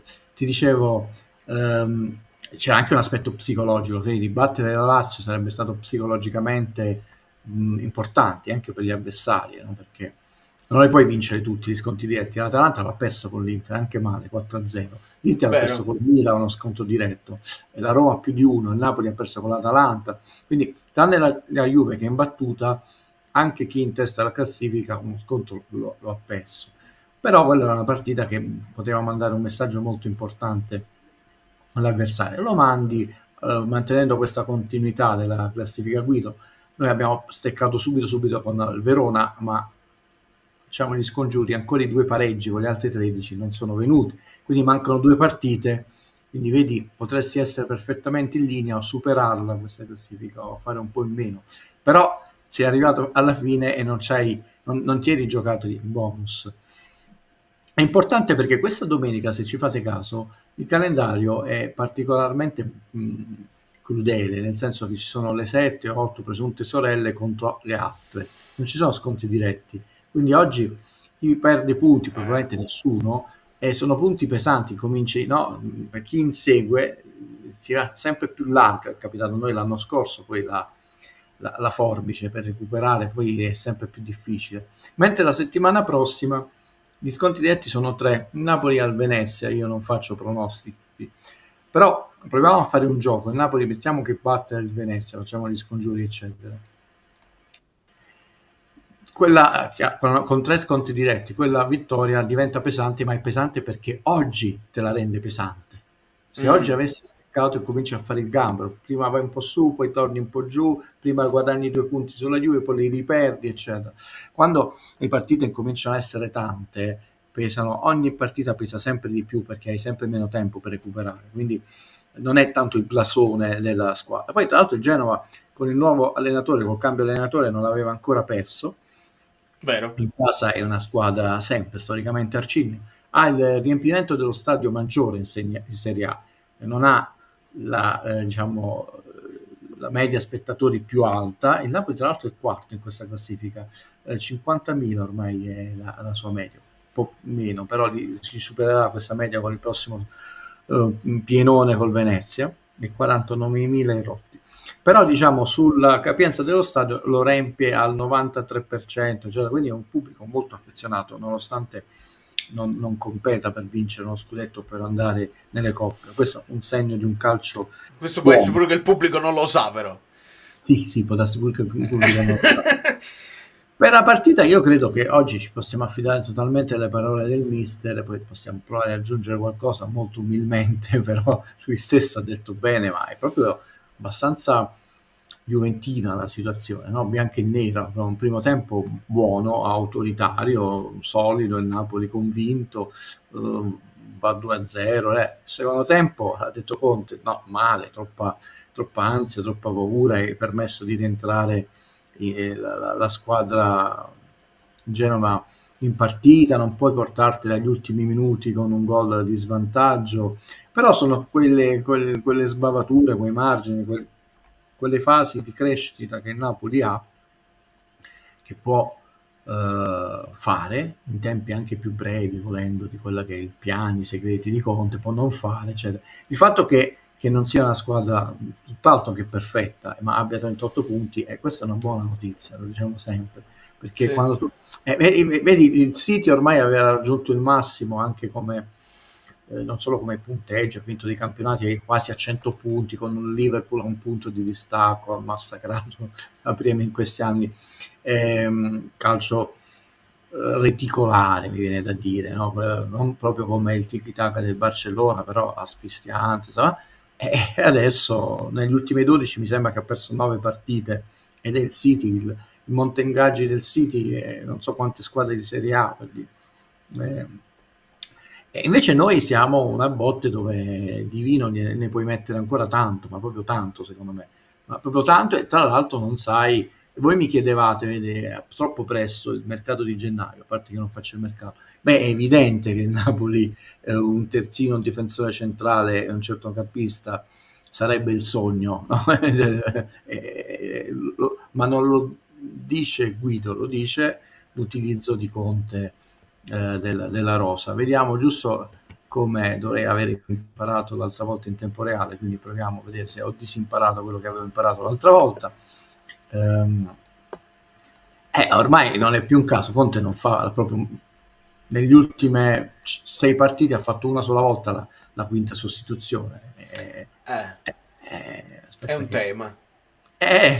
Oggi addirittura, se non ricordo male, ne ha fatte 3. Vediamo se posso spostare nel frattempo. Eccola qua. Fa più bellino. E vediamo un pochino, aggiungiamo alla scena. Ok. E queste sono le sostituzioni, quindi ancora una volta 0-0, quindi non le sfrutta tutte e 5, ne fa solo 3. La prima arriva un po' più presto dell'ultima giornata, però gli ultimi sono proprio tardi, gli ultimi, che ormai non sono manco gli ultimi, sono non arrivano proprio, esatto. Però diciamo la terza ha una media di 80 minuti, cioè la terza sostituzione che fa a 80 minuti è molto avanzata con la partita, molto, che tu devi dare un minimo di tempo a un giocatore, non di entrare in forma, non può. Il tema Juan Jesus non è proprio da affrontare, perché poi tra l'altro un giocatore che mi sono perso nel video, dove sono? Eccomi. Allora sì, sono qui. Ecco. Un giocatore ha giocato nella Roma, nell'Inter, nel Napoli, tra l'altro Roma, Inter, Napoli in momenti di altissima classifica, non perché tu puoi anche giocare in un momento nella Roma dove navighi tra la 15ª e la 16ª posizione, per esempio. Non è la come stessa in cosa questo momento, tra l'altro. Non è la stessa cosa della Roma che arriva seconda, l'Inter che vince, il Napoli che vince lo scudetto. Lo sappiamo, un giocatore molto pulito, ha sempre la zona giusta, cioè come difesa di zona è buono. Lui soffre la marcatura stretta fisica, lì non è un difensore cattivo, arcigno, cinico, eccetera, però dipingerlo come uno scapocchione. Ed è un tema non il fatto di Juan Jesus, perché tra l'altro poi ci sono equilibri umani, eccetera, però siccome Conte è un allenatore che non guarda in faccia a nessuno, che vuole vincere, non è non è Sarri, che pure voleva vincere, perché poi, apro e chiudo una parentesi, la gente si è dimenticata le tardivissime sostituzioni, e tra l'altro uomo di uomo su Sarri, perché non è che Sarri erano 3, oggi sono 5, era un mago delle sostituzioni, lì, cioè, la squadra era fatta con chiunque, era quella, inutile, la possiamo ripetere a memoria, cioè. Però ormai stava andando tutto bene. Immagino sarrista, gioia, rivoluzione, eccetera, eccetera. Sulle sostituzioni valla a raccontare ai tanti che marcivano in panchina, da cui mangio. Chiusa questa parentesi. A questo punto, alla 17ª, il grande acquisto del Real Madrid e del Napoli, che fino forse a giovedì tutti i colleghi davano in campo, eccetera. Penso che se riusciranno verrà dato in prestito, perché non ha senso dare in prestito o rescindere Juan Jesus, che è un giocatore cioè preso a parametro zero con uno stipendio relativamente basso, in scadenza, e che non è un pentagrave negli spogliatoi, anzi è un collante, e tra l'altro è ben chiaro il suo ruolo è chiaro nel campo, c'è un panchinaro, eventualmente viene chiamato, quindi non è che dici protesta, sto giocando poco, mi malumore, musone, tutt'altro. Ovviamente la famiglia vorrebbe giocare, immagino, tutti vogliono giocare, anche un giocatore di 38 anni vuole giocare, no? Però ho detto, non le capivo queste analisi della settimana. Dobbiamo dire, noi che non siamo onesti intellettualmente, ma neanche ideologici, era un po' un tema, perché è una preoccupazione che Meret ha preso quei gol che non sono da Meret, perché lui è sempre stato molto forte tra i pali, soprattutto nei tiri alla lunga, media distanza. E oggi con gioia lo riabbracciamo, fatto soprattutto la prima parata, no? Quello dove potevi già nel primo tempo prendere il gol, un paratone pazzesco, molto bello, perché era leggermente a giro, parata bella, era la giusta distanza davanti alla porta, quindi non era troppo sulla linea, parata di altissimo livello, come anche nel secondo tempo. Ma la mia preoccupazione era questa: come mai c'è stata questa regressione su questa? Può darsi che è stato un momento di forma, anche in seguito a quell'infortunio muscolare che ha avuto, quindi siamo molto contenti noi, che non dobbiamo né bocciare né promuovere ideologicamente nessuno. No, non ce ne frega niente. Però queste parate lui le faceva. Ricordatevi quel Liverpool Napoli-Liverpool 1-0, mi sembra che era proprio quel tiro pazzesco, lui ci arriva con l'ultima falange della mano, che era quasi gol fatto, no? E parliamo di un Napoli-Liverpool di tanti anni fa, di ancellettiana memoria, no?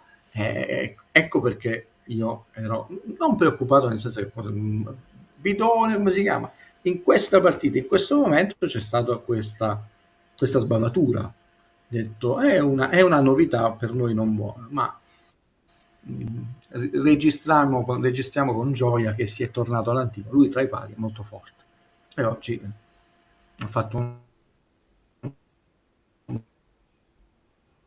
l'ho visto convinto, eccetera.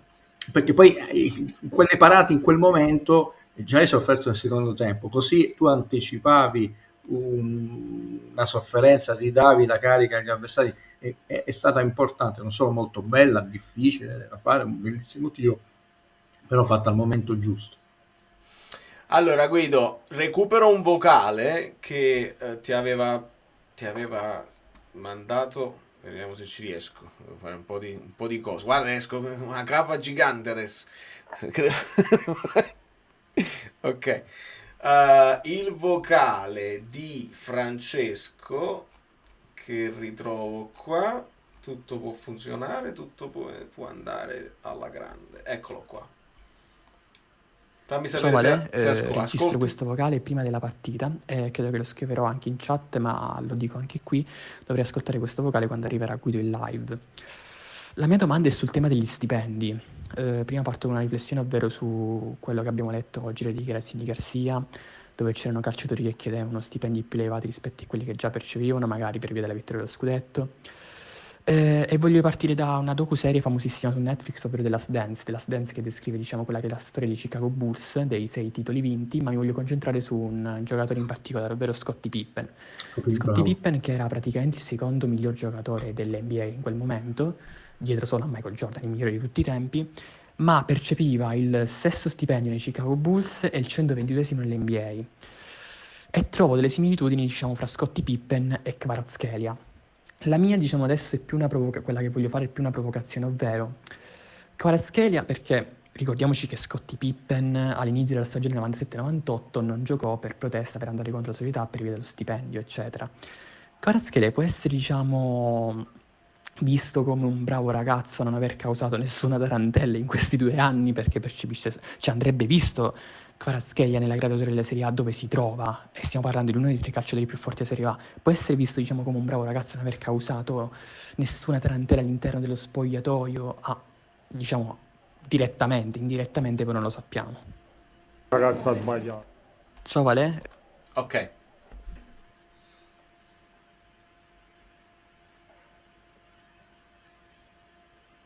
Beh, vedi che livelli altissimi. Beh, Francesco. Ricordo molto bene quel periodo, io resto tifoso dei Lakers, ma resto uno sportivo. Nello sport diventa difficile perché dovresti analizzarlo per ere, se è stata la squadra più forte di tutti i tempi, di basket, eccetera, però erano veramente forti in tutti i reparti. Abbiamo Kukoc come sesto uomo, cioè il miglior giocatore europeo, Toni Kukoc, quello che fece vincere lo scudetto a Treviso e che distrusse con la Jugoplastica Spalato in Eurolega. Era molto più magro, per dirvi, perché poi in NBA devi mettere molto più peso, 11 da 12 da 3, cioè stiamo parlando di perché Petrovic purtroppo era morto in un incidente stradale, della più grande stella europea che fa il sesto uomo nei Chicago Bulls, per darvi l'idea della qualità di quella squadra, no? E Pippen ci furono delle stagioni, anche quelle dove tirò la carretta, no? Che Jordan era un giocatore finito, eccetera. Però era veramente dietro Jordan c'era lui, è un ricordo storico vero. E nell'NBA considerate che una lega che vietava la zona, diceva capito che c'entra la zona, e no, perché tutta l'esasperazione del gioco dell'1 contro 1, cioè tu devi essere il migliore.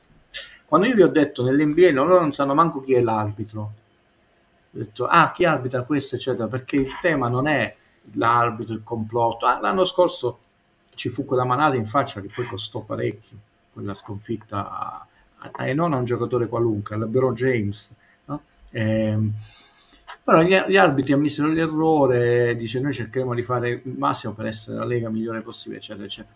Poi si è andati avanti, no?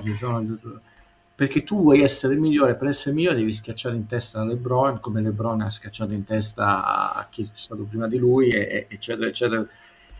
Quindi questo ti fa pensare che è un approccio non solo sportivo, anche a questo punto reddituale, molto esasperato nel bene e nel male. Quindi avere dei trattamenti economici nell'NBA, nell'uno e nell'altro caso si blocca tutto. Cioè se i proprietari non pareggiano il bilancio, non hai quelle situazioni italiane alla Carlona, no? Noi parliamo solo di Serie A, ma ragazzi in Serie C fallisce una squadra ogni 15 giorni. Sono comunque professionisti, cioè il professionismo è A e B, i 3 gironi di C, usa questa parentesi, ma dall'altra parte quindi ci furono sia gli scioperi che il blocco delle partite per le proprietà, perché l'aspetto economico è fondamentale ed è anche molto trasparente, come nel cinema, cioè tu sai quanto guadagna quel giocatore, viene detto. Poi ci sono giocatori con caratterini, sempre di quel Chicago c'era Dennis Rodman, no? Kvara che è arrivato a Napoli giovanissimo, questa è la sua terza stagione, sembra un po', poi non li conosco personalmente, un nostro piccolo Hamsik, no? Di questi ragazzini che sembrano già uomini, no? E mi sembra Kvara quante ammonizioni prende? Tante, ma in realtà pochissime, perché tutte per proteste, per falli che prende. Non è uno che reagisce, diciamo gli scongiuri, che non vorrei portare sfortuna, mai è successo nel canale, però non è mai stato espulso, no? Pure oggi un fallo protestato per un fallo preso, non chiamato. Diciamo, è facile pensare che un ragazzo che così a fine carriera di Rossi ne vedrà pochi, come al contrario Ibrahimovic, Sergio Ramos, Montero, eccetera, eccetera, cioè giocatori molto più fumantivi. Noi sappiamo che né dalla parte sua né da parte del suo entourage è trapelato mai nulla. Parlarono una volta solo l'anno scorso come il procuratore di Meret, pensate alla differenza con il Giuffri della situazione, e manifestarono il loro malcontento soprattutto per quanto riguarda il processo di crescita, perché loro dissero c'era gente innamorata e soprattutto colleghi grandi, no, di Mazzarri, questo grande ritorno. Io vi dissi ragazzi, pensate che questo quando era piccolino non poteva essere il suo sogno Mazzarri o il Napoli anche di qua, e il padre e anche il procuratore disse non fare la Champions è un processo di rallentamento, di crescita. E che gli vuoi dire? Sul fatto economico poi può diventare anche motivo non solo di frustrazione, di dubbio. Tu non vai, è vero che il grande maestro di vita Luciano De Crescenzo ci ha insegnato che dobbiamo diffidare da persone che hanno certezze, anche Giorgio Lucas, solo i SIT ragionano per assoluti, grande frase quella lì, e anche i politici, mi farebbe da dire, però è un dubbio diverso, è il dubbio del tarlo.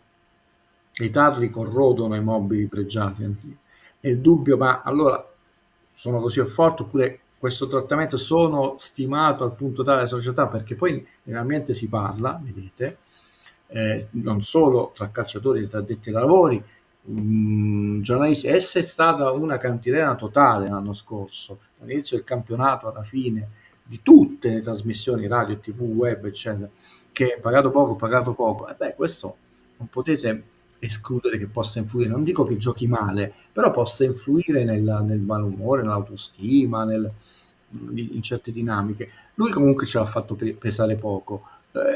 Considerate che quest'anno non può essere valutato come abbiamo valutato il primo anno, perché quello che gli sta chiedendo Conte è totalmente diverso da quello che gli sta chiedendo Spalletti. Conte l'ha detto che gli sta piacendo quello, cioè i raddoppi, giocare 20 metri più dietro o 25 metri più dietro cambia tanto in un campo di calcio, soprattutto in quella posizione. Poi chiaramente noi aspettiamo quelle giocate che pure sono spettacolari, incisive, funamboliche, non come la Vezzi aveva un altro tipo di funambolismo calcistico, no? Però è troppo poco, cioè quando tu hai avuto un giocatore che è entrato e nel Napoli quante volte è capitato, è ironico, nella top 30 anche meno, non è d'oro, e prende il penultimo stipendio della tua squadra, e non è il penultimo stipendio di stipendi laureatistici, tu dici tu prendi il penultimo stipendio ma prendi 15 milioni di euro a stagione, puoi anche accontentarti, perché sono stipendi che 12 squadre su 13 la Serie A non prendono. Ho detto no, comunque uno stipendio basso non solo per il Napoli, ma cioè, quanti giocatori della Serie A prendono il suo stipendio della Serie A? Ho detto tanti giocatori della Roma, della Lazio, dell'Inter, della Juve. Il Napoli ha il quinto monte ingaggi mi sembra della Serie A quest'anno, nonostante è cresciuto con Conte. Vero. Allora, nel frattempo mi ero segnato tutta una serie di messaggi che erano arrivati prima, quindi ho trovato il modo di recuperare i messaggi anche che mandate prima per farli recuperare a Guido. Nel frattempo ha segnato la Lazio. Guido, quest'anno con tutti gli asterischi, come si decide la squadra campione d'inverno? Bravo, perché è una cosa abbastanza antipatica. A parte bisogna vedere se, sapete, non è questa frase che sto dicendo gufare, no? Metti che inciampino Inter, Atalanta, eccetera. Bisogna vedere, oppure comunque l'Atalanta prende un vantaggio su Inter, Napoli, aspettiamo la 19esima del girone di andata, però abbastanza antipatico, anche perché coinvolge Inter, Atalanta, vabbè, Milan è attardato in Bologna, però Inter e scusate, coinvolge Inter e Fiorentina. Vabbè, Fiorentina non può essere campione d'inverno, un lapsus dell'Atalanta, l'Atalanta le ha giocate tutte, però è antipatico. Io aspetta che ti faccio vedere subito la classifica, sempre aggiornata a una giornata di ritardo, ovviamente, perché come adesso il Napoli sta giocando prima e quindi non possiamo Esatto, adesso farla. devono rispondere. E alla 16ª c'è stato qualcosa che si è mosso nella parte bassa della classifica, una lotta per non retrocedere, però diciamo la lotta Champions ha sempre questa caratteristica che è molto alta nelle ultime posizioni e bassa nelle prime due.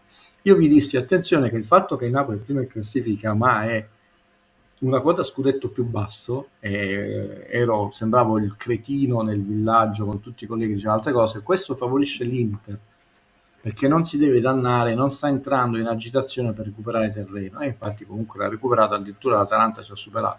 Non essere buoni o cattivi profeti, malaguri eccetera, è questione di sapere un po' leggere il campionato, come quando leggi un tavolo da poker, tu non puoi mai andare contro quello che ti sta dicendo il tavolo di quella serata, è molto pericoloso farlo. Ecco, il campionato ci stava dando delle indicazioni, bastava leggerle. Non so se l'hai fatta vedere, ragazzi. Ah, grazie. Vabbè. Sì.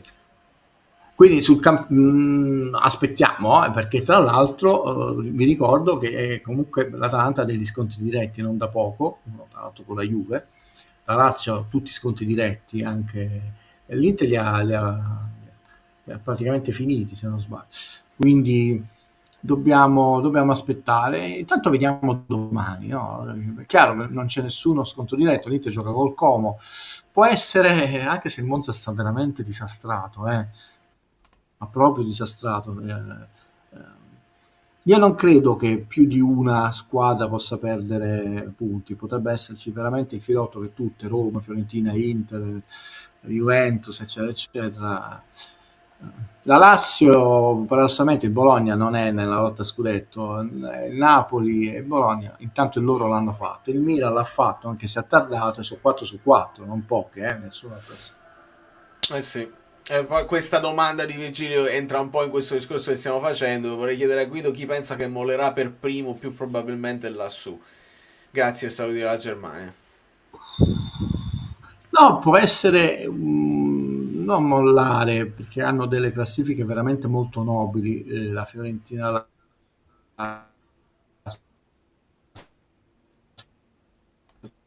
però può darsi pure che la squadra sono molto in pale e sta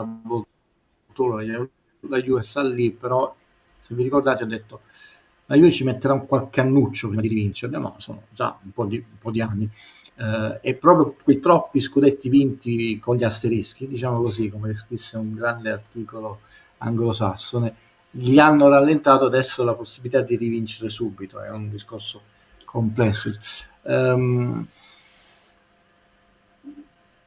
Io credo che la lotta sia Inter, se sbaglia quest'anno potrebbe essere l'Atalanta, ma io penso che alla lunga l'Inter, il Napoli gli mancano troppe cose, però potrebbe fare un mercato di gennaio che 2 pedine, l'estate incollato lì, se tu resti incollato non puoi avere nessuna defaianza Inter-Atalanta, però io non sognerei molto su questo, sono per ora molto soddisfatto dei 38 punti perché sono molto vicini alla quota guida.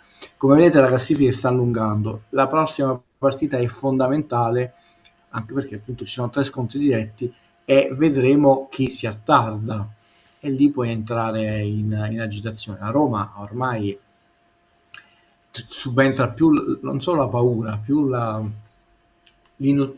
l'aiutano le coppe, le coppe ti aiutano ad avere degli obiettivi. Vedi, ma è proprio il contrario di quello che ci raccontano. Perché è chiaro che adesso loro daranno il massimo sia in Coppa Italia sia nell'Europa. Tipo fare entrare in forma un giocatore, avere un campionato dove tu veramente devi sperare di elemosinare, nel senso più nobile del termine, ragazzi, non si offende nessuno, l'entrata in conference, dove in questo momento l'entrata in conference è quasi un'entrata in Champions League, eccetera, quindi la vedo anche quella difficile. Però se ci vogliono entrare, Guido, io ricordo proprio un video della Roma dove loro andavano a vedere un campo sperduto non so dove e loro stesso si dicevano guarda che campo è, però è colpa nostra che insomma ci siamo arrivati in Vediamo, perché come gira tra i tifosi la convinzione, dice la conference, meglio non andare da nessuna parte che fare la conference, potrebbe strisciare anche tra i giocatori questa convinzione. Io vi ho detto, mi allaccio, che può sembrare alla lontana, invece è proprio pertinente a questa domanda, in maniera indiretta, no? Io ho detto queste 4 partite finali, ne mancano 2 adesso, le prime 4 del girone di ritorno sono decisive, e uso proprio con ponderatezza, saggezza e calma, senza nessun estremismo, solo i SIT, i politici e il Vate ragionano per assoluto, sono decisivi per il campionato del Napoli. Tra l'altro ricordiamoci che la prima del girone di ritorno è con il Verona, così come fu l'andata, guarda che caso. Vale, ma che ti ricorda che noi abbiamo perso col Verona? Certo. E ogni cosa superiore alla sconfitta è un punto in più alla classifica qui. Bello. È l'unico caso in cui si può fare la classifica guido come nei bei tempi. No, tu pensa, è presto, no? Iniziare una vittoria, tu già non sei in ansia che hai perso già un po' terreno sulla giornata. È vero. Che hai dopo? Hai Atalanta e Juventus. Quindi possibilità di fare un punto. Hai un punto su 3 nel girone di andata con queste squadre. Ragazzi, il campionato tu lo devi studiare.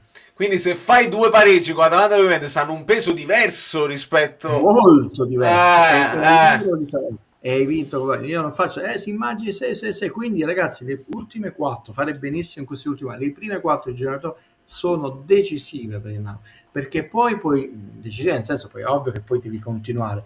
Però poi puoi cominciare a marcare a vista, ragazzi, queste cose avvengono nel campionato d'Italia, non hai quella aspirazione, devo vincere tutto, non recupero, devo sperare che quella, dove può perdere, no, quelle famose griglie, vediamo dove può perdere punti l'Inter.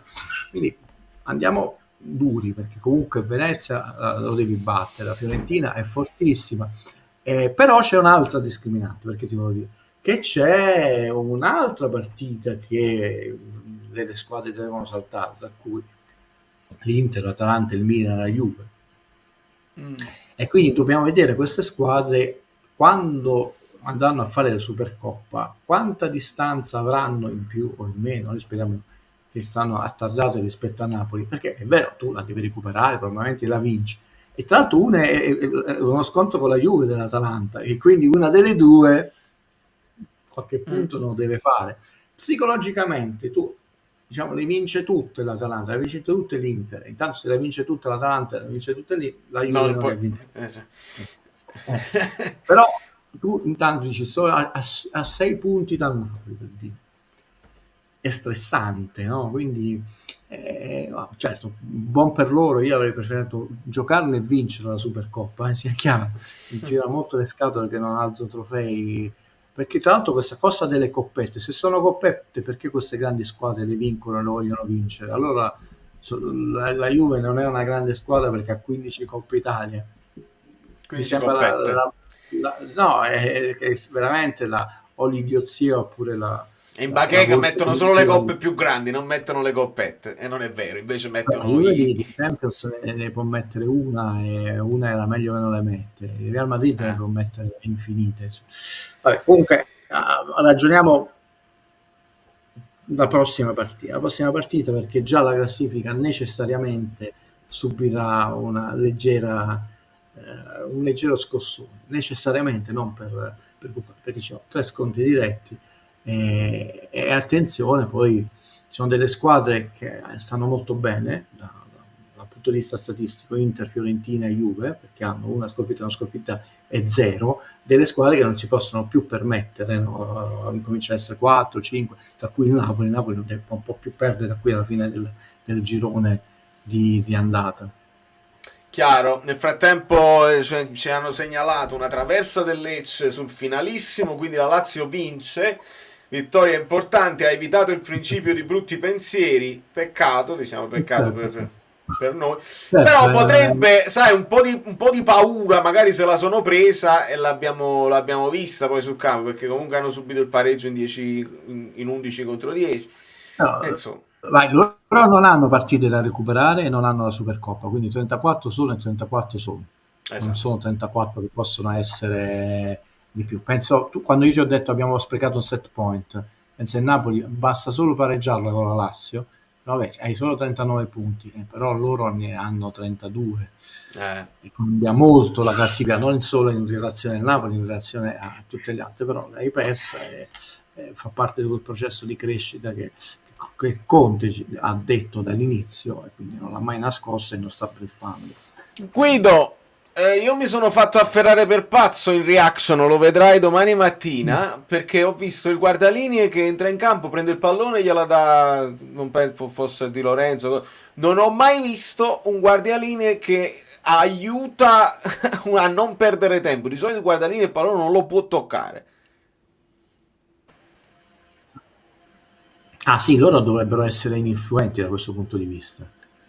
Anch'io a mia memoria non ricordo, cioè ricordo che ti ammoniscono, ti sollecitano, ti invitano, certo, a velocizzare le operazioni di ripresa del gioco. Oh, mamma mia, come parlo bene, ma non che tranne l'arbitro quando deve scodellare il pallone, ma lui per regolamento, no? Vabbè, abbiamo visto un fallaccio sulla faccia del povero Donnarumma e il giocatore è stato manco ammonito. Il mio singo.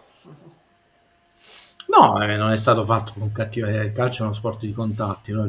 Però ci sono delle cose che poi tu dici perché no? Ma noi abbiamo ti ha aperto la faccia. Sì, quindi io ho sempre questo buonismo che attraversa ogni tanto qualcuno che si mette a fare liste di prescrizione, quegli arbitri sono tutti così, tutti perfetti, ma possono sbagliare, cioè. Però ci sono degli errori che ti lasciano veramente un po' di stucco.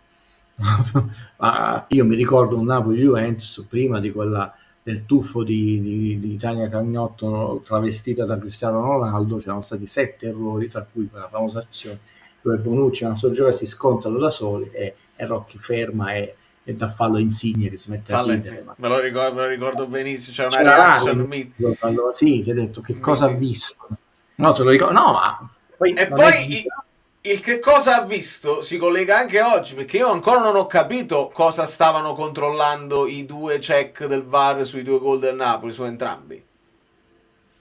No, quello è stato un errore, nel senso che nel gruppo di WhatsApp dei regali di Natale da fare alle mogli eccetera c'era stato un errore e quindi si sono attardati nel mentre scioglievano questo dubbio. Che peccato che si è bloccato proprio nel momento. Ritorna Angela sulla questione della Roma, il perché di questa debacle della Roma.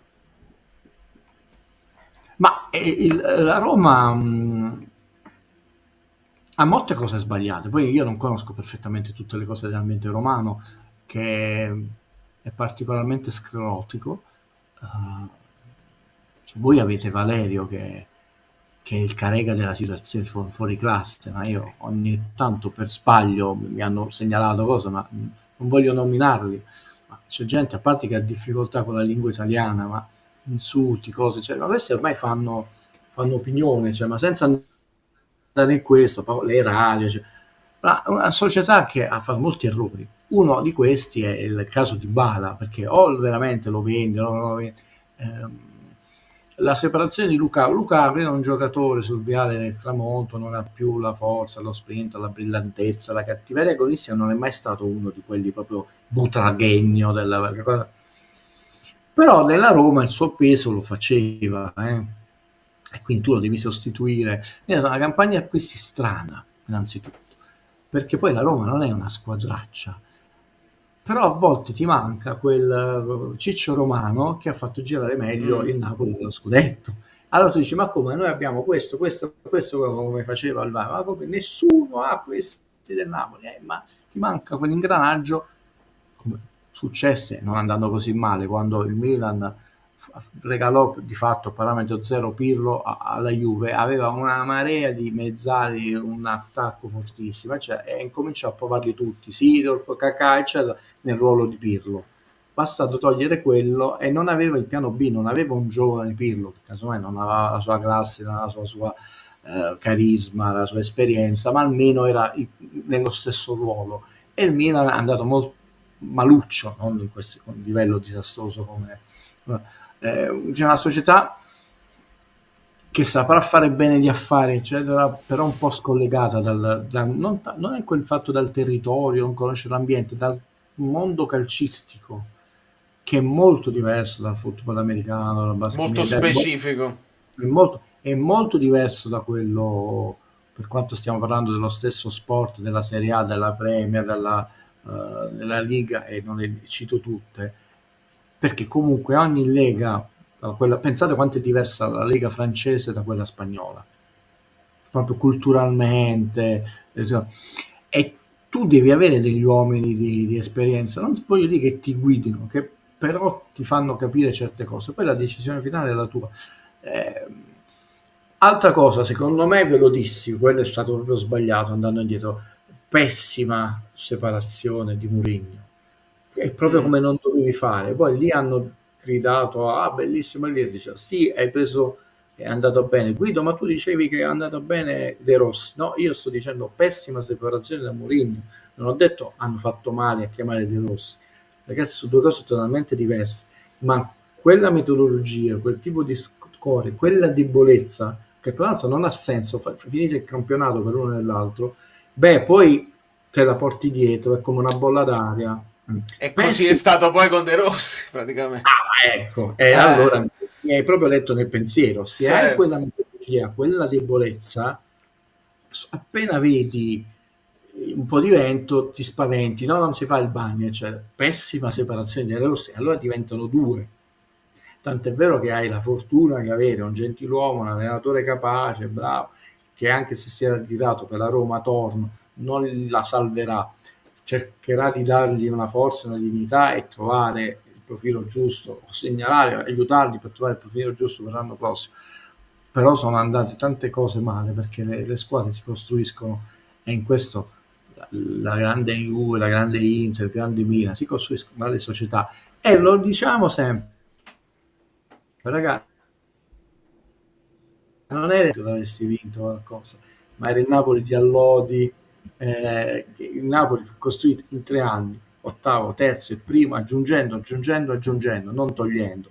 Quest'anno qua, secondo anno, grande campagna acquisti, l'anno con cui arriva Giordano, Renica, eccetera, eccetera, no? De Napoli, campagne già dal primo anno, e si costruiscono con i giocatori, con la mentalità, con i dirigenti, con i rapporti con la stampa, con i rapporti con le istituzioni, grandi sconfitte di De Laurentiis, nonostante non esiste il potere come dire là, però è stato eletto l'uomo della Juve, dell'Inter, del Monza, eccetera.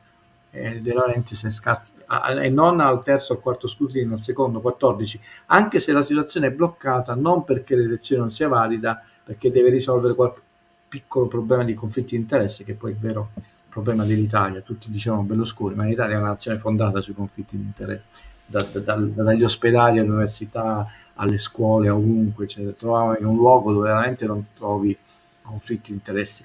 Me lo posso permettere, perché non avendo incarichi, non essendo un leccaculo, eccetera, io veramente conflitti di interesse nella vita non li ho, e difficilmente alla mia età li potrò avere.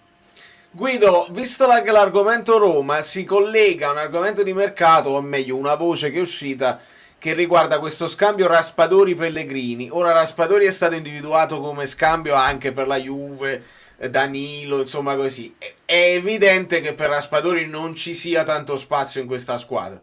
Scambio con Pellegrini, ti chiede Fabio cosa ne pensi, insomma, come ti pare. Io credo che la situazione di Raspadori sia molto semplice.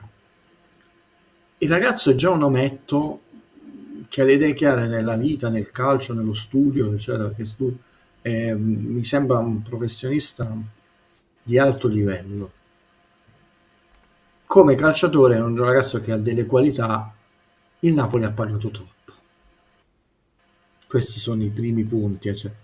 E molto probabilmente è stato un piccio, come spesso è fatto quelli De Laurentiis, che si sono sbagliati tanti, Valdifiori, Hoffman, che assomigliava a Kurt Gagas, eccetera, eccetera, eccetera.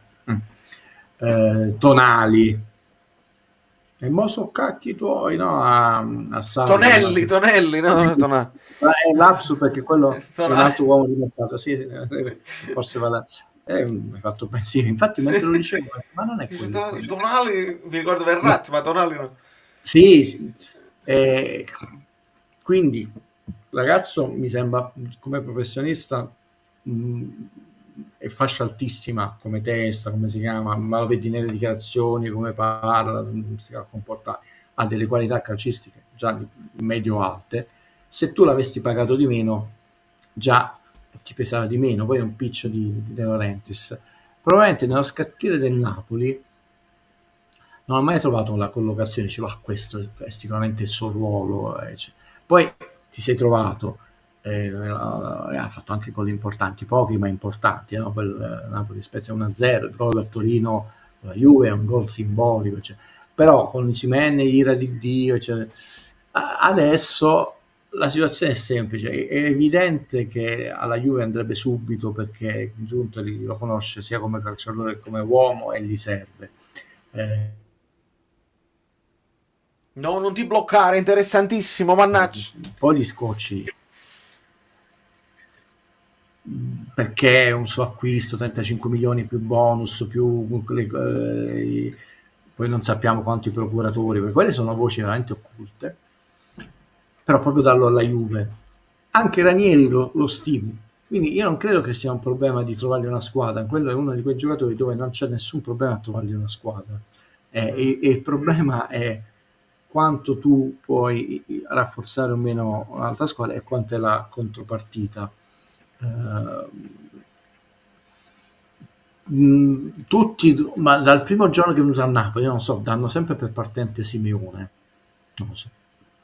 Io credo che questo potrebbe essere l'anno che parte, o forse solo in prestito, oppure sì, perché poi a gennaio dovresti farlo pagare parecchio De Laurentiis a questo punto, se te ne privi a gennaio, no? Perché è vero che è un mercato che a lui non piace, però forse, non lo so se finirà la Roma. L'ho detto, secondo me è una situazione da un certo punto di vista molto semplice, perché conosciamo non solo le caratteristiche, ma perché è stato preso, il suo percorso, eccetera.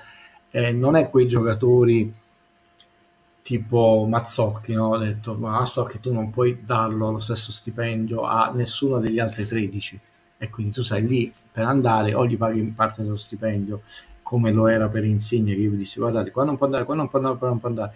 La Spadoni, e poi ha un'età, no, lui stesso ha detto, non sono più giovane, però non ha 32 anni.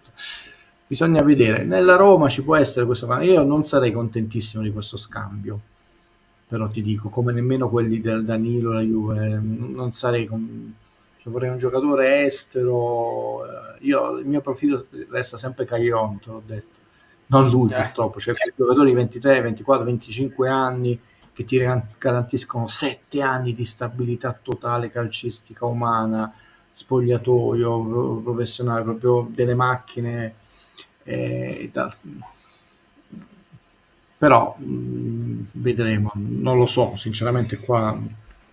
Per quanto riguarda Pellegrini, insomma, sì, ha più forse d'utilità perché può giocare anche a centrocampo, però non lo capirei, perché è un tipo di giocatore che comunque vivrebbe nell'ombra di quello che fa McTominay e non è McTominay, e se ne devi pigliare un altro a centrocampo, mezzala, più le caratteristiche di Anghissà, insomma, di dinamismo, di forza fisica, cosa che Pellegrini non ha, quindi non lo capirei. Capisco l'utilizzare Raspadori per andare a comprare qualcun altro che ti serve di più. Sì, allora, teoricamente il problema è solo di Raspadori, Valerio, non del Napoli, perché se il Napoli mantiene Raspadori è tutto lo guadagnato e nullo di perso. Se lui gioca pochi minuti, il ragazzo ha tutto il diritto di avere l'ambizione, l'esigenza e il desiderio, chiaro. E il Napoli, lo sappiamo, tu devi 1, 2, 3 partite, mezz'ora, Juan Jesus, tutto questo disastro, la gente dice no, tanto ci abbiamo vinto uno scudetto, si fece male Rachmani, la gente non se lo ricorda, no? Tutto un campionato lì, qualche sbavatura, è osceno. Sì. Lì tu dici, però ho detto, se prendi un centrale un po' più forte di lui, più giovane, già ti senti più sereno quando vai a corcarti, no? Dice una squalifica, c'è. Stessa cosa, ok, Olivera, siamo tutti contenti, noi non eravamo ideologici. Poi ragazzi non è che stava facendo sfracelli, dice ma gioca benissimo, siete voi che lo criticate. Però stesso discorso, no? Ho detto, Meret si è infortunato e anche se è un po' acerbo il suo secondo, non è che ha fatto disastri, ha fatto qualche incertezza su qualche uscita, no, difende un po', quindi lì tu dici non vai nel panico, no? Poi abbiamo di poi ragazzi il terzino, quindi non è il fatto che Raspadori, che tu dici vabbè c'è Lukaku, c'è Simeone, c'è Raspadori, meglio che ce li abbiamo, poi dici forse non è una prima punta, devo giocare seconda punta, sfumature, però Anghissà abbiamo capito che quest'anno segnerà di più perché ci ha confessato che Conte gli ha detto che deve fare di più gol e lui subito l'ha preso in parola, le prime 2 partite gol. Però tu non ce l'hai un secondo, poi dicevano che Conte avrebbe fatto esplodere come Nathan Folorush e non è esploso. Lì sono le zone, non so se sono stato abbastanza chiaro, detto, sì. Non è quella la criticità del Napoli che tu devi cedere alla Raspadori, la criticità è che adesso abbiamo un vice Lobotka, non ha la stessa qualità, personalità, però anche lì Lobotka si è fatto male e il Napoli comunque l'ha mantenuta la testa, scusate, la zona alta della classifica.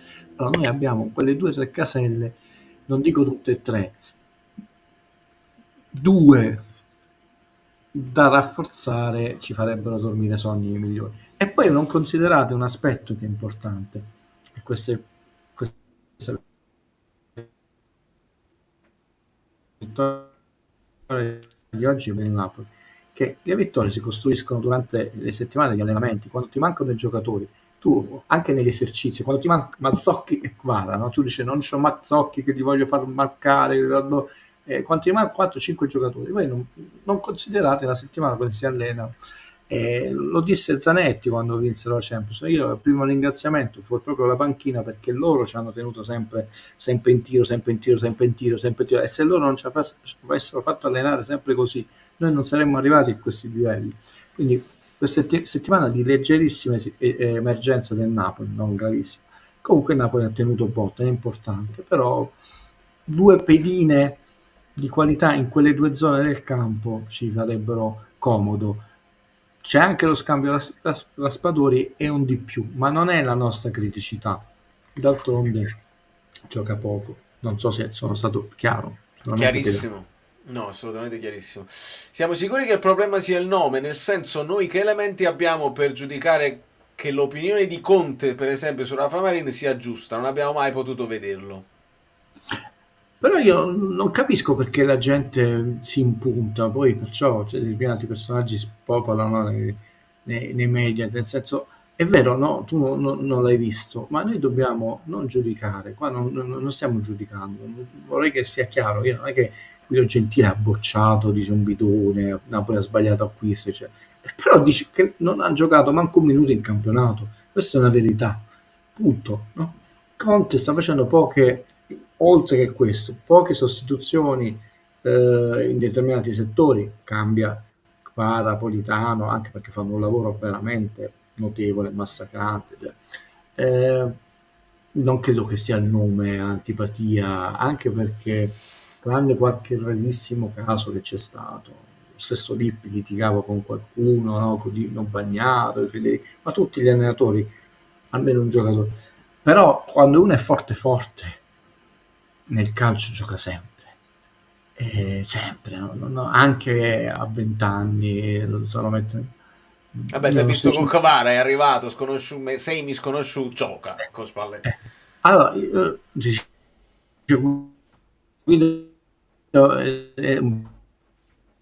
bisogna entrare nei meccanismi del calcio italiano, delle difese del calcio italiano. Vedete quanti punti ha buttato il Milan di Fonseca, non perché io poi li lascio litigare, anche perché fortunatamente non mi occupo nelle trasmissioni professionistiche di calcio, cioè, sai che noi però ha buttato molti punti con le altre 13 il Milan, no? Poi ha perso lo scontro diretto con noi, quello è pesante, perché il campionato italiano lui ha detto è molto tattico, E la difesa, che è stato il pilastro su cui cominciare a costruire la rinascita di questo Napoli calcistica e non chiaramente societaria, dove è abbastanza florida, è molto delicata. Noi dobbiamo semplicemente registrare che nelle prime 17 partite del girone di andata della Serie A non ha giocato. Se non ha giocato manco un minuto, manco uno, e l'anno scorso Garcia fu accusato per 4 partite che non aveva giocato Nathan, non 17, beh, Conte proprio fidarsi, era stato dato per titolare perché con tutte le cose contro Juan Jesus ha giocato Juan Jesus. Tra l'altro Guido, scusami, ne approfitto perché mi hai fatto ricordare una cosa e volevo essere preciso, uno spunto che ancora non ho sentito. Visto che Rafa Marin c'ha questa clausola, c'ha questo contratto particolare, noi abbiamo parlato di Man, la recompra, se diamo 10 milioni in più poi aumenta il valore, ce la ricordiamo bene.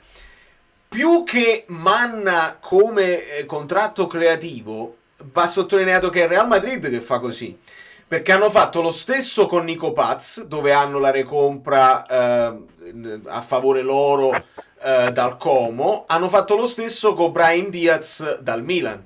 Quindi è proprio un modo che utilizza il Real Madrid quando ha dei giovani che non hanno tanto spazio e che comunque loro intravedono un valore.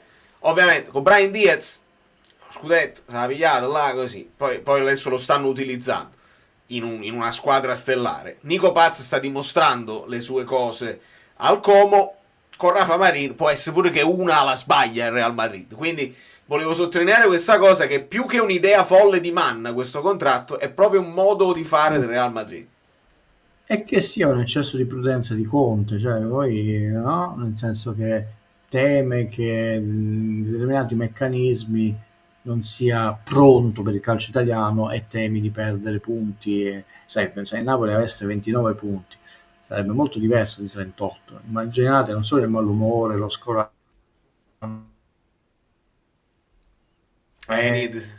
alla fine della subentrano tutta una serie di meccanismi molto velenosi, no? Però ho detto vedremo dove va in prestito. Nathan non sta facendo benissimo, no? Nonostante la narrazione, mi sembra che le ultime 4 partite non ha giocato, non ho visto se oggi ha giocato o meno. Lindstrom non sta facendo benissimo. Lindstrom ha raggiunto un record di 60 partite senza gol, mi pare, e Nathan ne ha giocate 9 da titolare su 17, condito con una espulsione, insomma. Caiusto è quello che secondo me è andato meglio. Ma infatti quello che ti dicevo che mi dava più garanzie, poi sbagliai l'età, perché per una volta mi ero fidato di un collega che aveva detto che aveva 24 anni, ho detto vai, lo possiamo aspettare, poi invece non ne aveva 24, mai fidarsi, meglio che vado sempre a controllare i numeri. Quindi non bocciato, non valorizzato, diamo le colpe a loro, da Garcia, non valorizzato da Mazzarri, non valorizzato da Galzone, e sono 3 brocchi questo. E poi fatti andare via, non è che sono rimasti e giocano pochi numeri, sono 4 gli allenatori che non li hanno valorizzati. Forse questi fulmini di saette dell'Olimpo non erano. Tra l'altro non giocano in squadre di vertice dove tu hai una pressione, sai nel Real Madrid, nel Chelsea che stanno tornando a far bene. Giocano squadre dove io ho la possibilità di sbagliare una partita, perché l'Everton, sai, l'investimento dello stadio è un investimento grosso, tra l'altro quello stadio è veramente bello, avveniristico, quindi squadre dove ti puoi permettere di non stare sul pezzo 38 partite su 38, perché se sbagli una sbavatura, no? E anche lì si vede che proprio sono giocatori normali, perché comunque sono arrivati al massimo alla Serie A della Lega Guido, spagnola. Stai andando un pochino in affanno con la connessione e io devo andare a fare le cose. Vedremo. Sì, io devo andare, se no chi di dovere adesso chiudiamo così senza voler fare alcune polemiche, ma Guido aveva detto che la Juventus era più avanti rispetto al Napoli, al momento non sembra, poi più avanti chissà. Sì, ma questa cosa, no, a parte che poi ci ritornai, ironizzai io, era quel giorno non significa che non possa essere il Napoli poi più avanti. Io non so, vedi, questa cosa la fanno a determinati personaggi. Questa cosa mi fece ridere. In quel momento, tra l'altro disse anche Conte, tra l'altro oggi forse il Napoli un pochino di coraggio in più in quella partita forse lo metterebbe. Certo, e infatti il processo evolutivo della Juve sta andando molto a rilento. Il Ponca, la Juve sta facendo bene in Champions, si è qualificato in Coppa Italia, noi no, eccetera. Però noi che partivamo molto indietro stiamo facendo la nostra strada bella regolare, loro si sono un po' impantanati, ma quel giorno in quella partita erano più avanti. Niente, non ce la facemmo. Ha già sbottato sul mercato, però non è che io sbaglio su altre cose, quindi non è un errore, non era neanche una provocazione ed era anche di buon auspicio. Però non è che poi non può cambiare il campionato la Juve, fate litigare quelli là di quelle trasmissioni che ogni volta non me ne frega niente. Va bene, dobbiamo salutare Guido perché è insostenibile la connessione. Guido, ti abbraccio fortissimo. Grazie. Ciao, un augurio di buon Natale a tutti, alle amiche Bellini, amici Bellini, a Valerio e a tutte le persone che insomma voi amate, a vostri cari. Ciao ciao. Grazie mille Guido. E salutiamo tutti. Come fa? Se mi sposto qua. Ok, potrebbe essere così. Se mi sposto qua, voi potete lasciare i like finali, così, con grande serenità. Ci diamo gli auguri con grande serenità. È bene andare verso le feste in questo modo, con sempre i margini di miglioramento, perché è la cosa più importante. Altrimenti che percorso seguiamo se tutto è perfetto? Assolutamente no. Da New York, Valerio Fluido è tutto, i like finali e poi la reaction e anche l'analisi, sapete che molto bene, vedo un clima sereno, mi fa piacere. Allora, prego.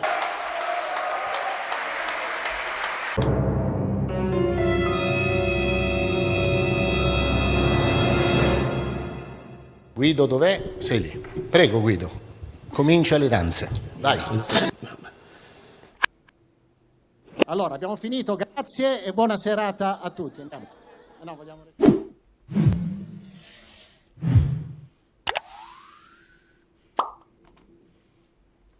Per il 25 nasce Juan Jesus, pure è vero, alla fine.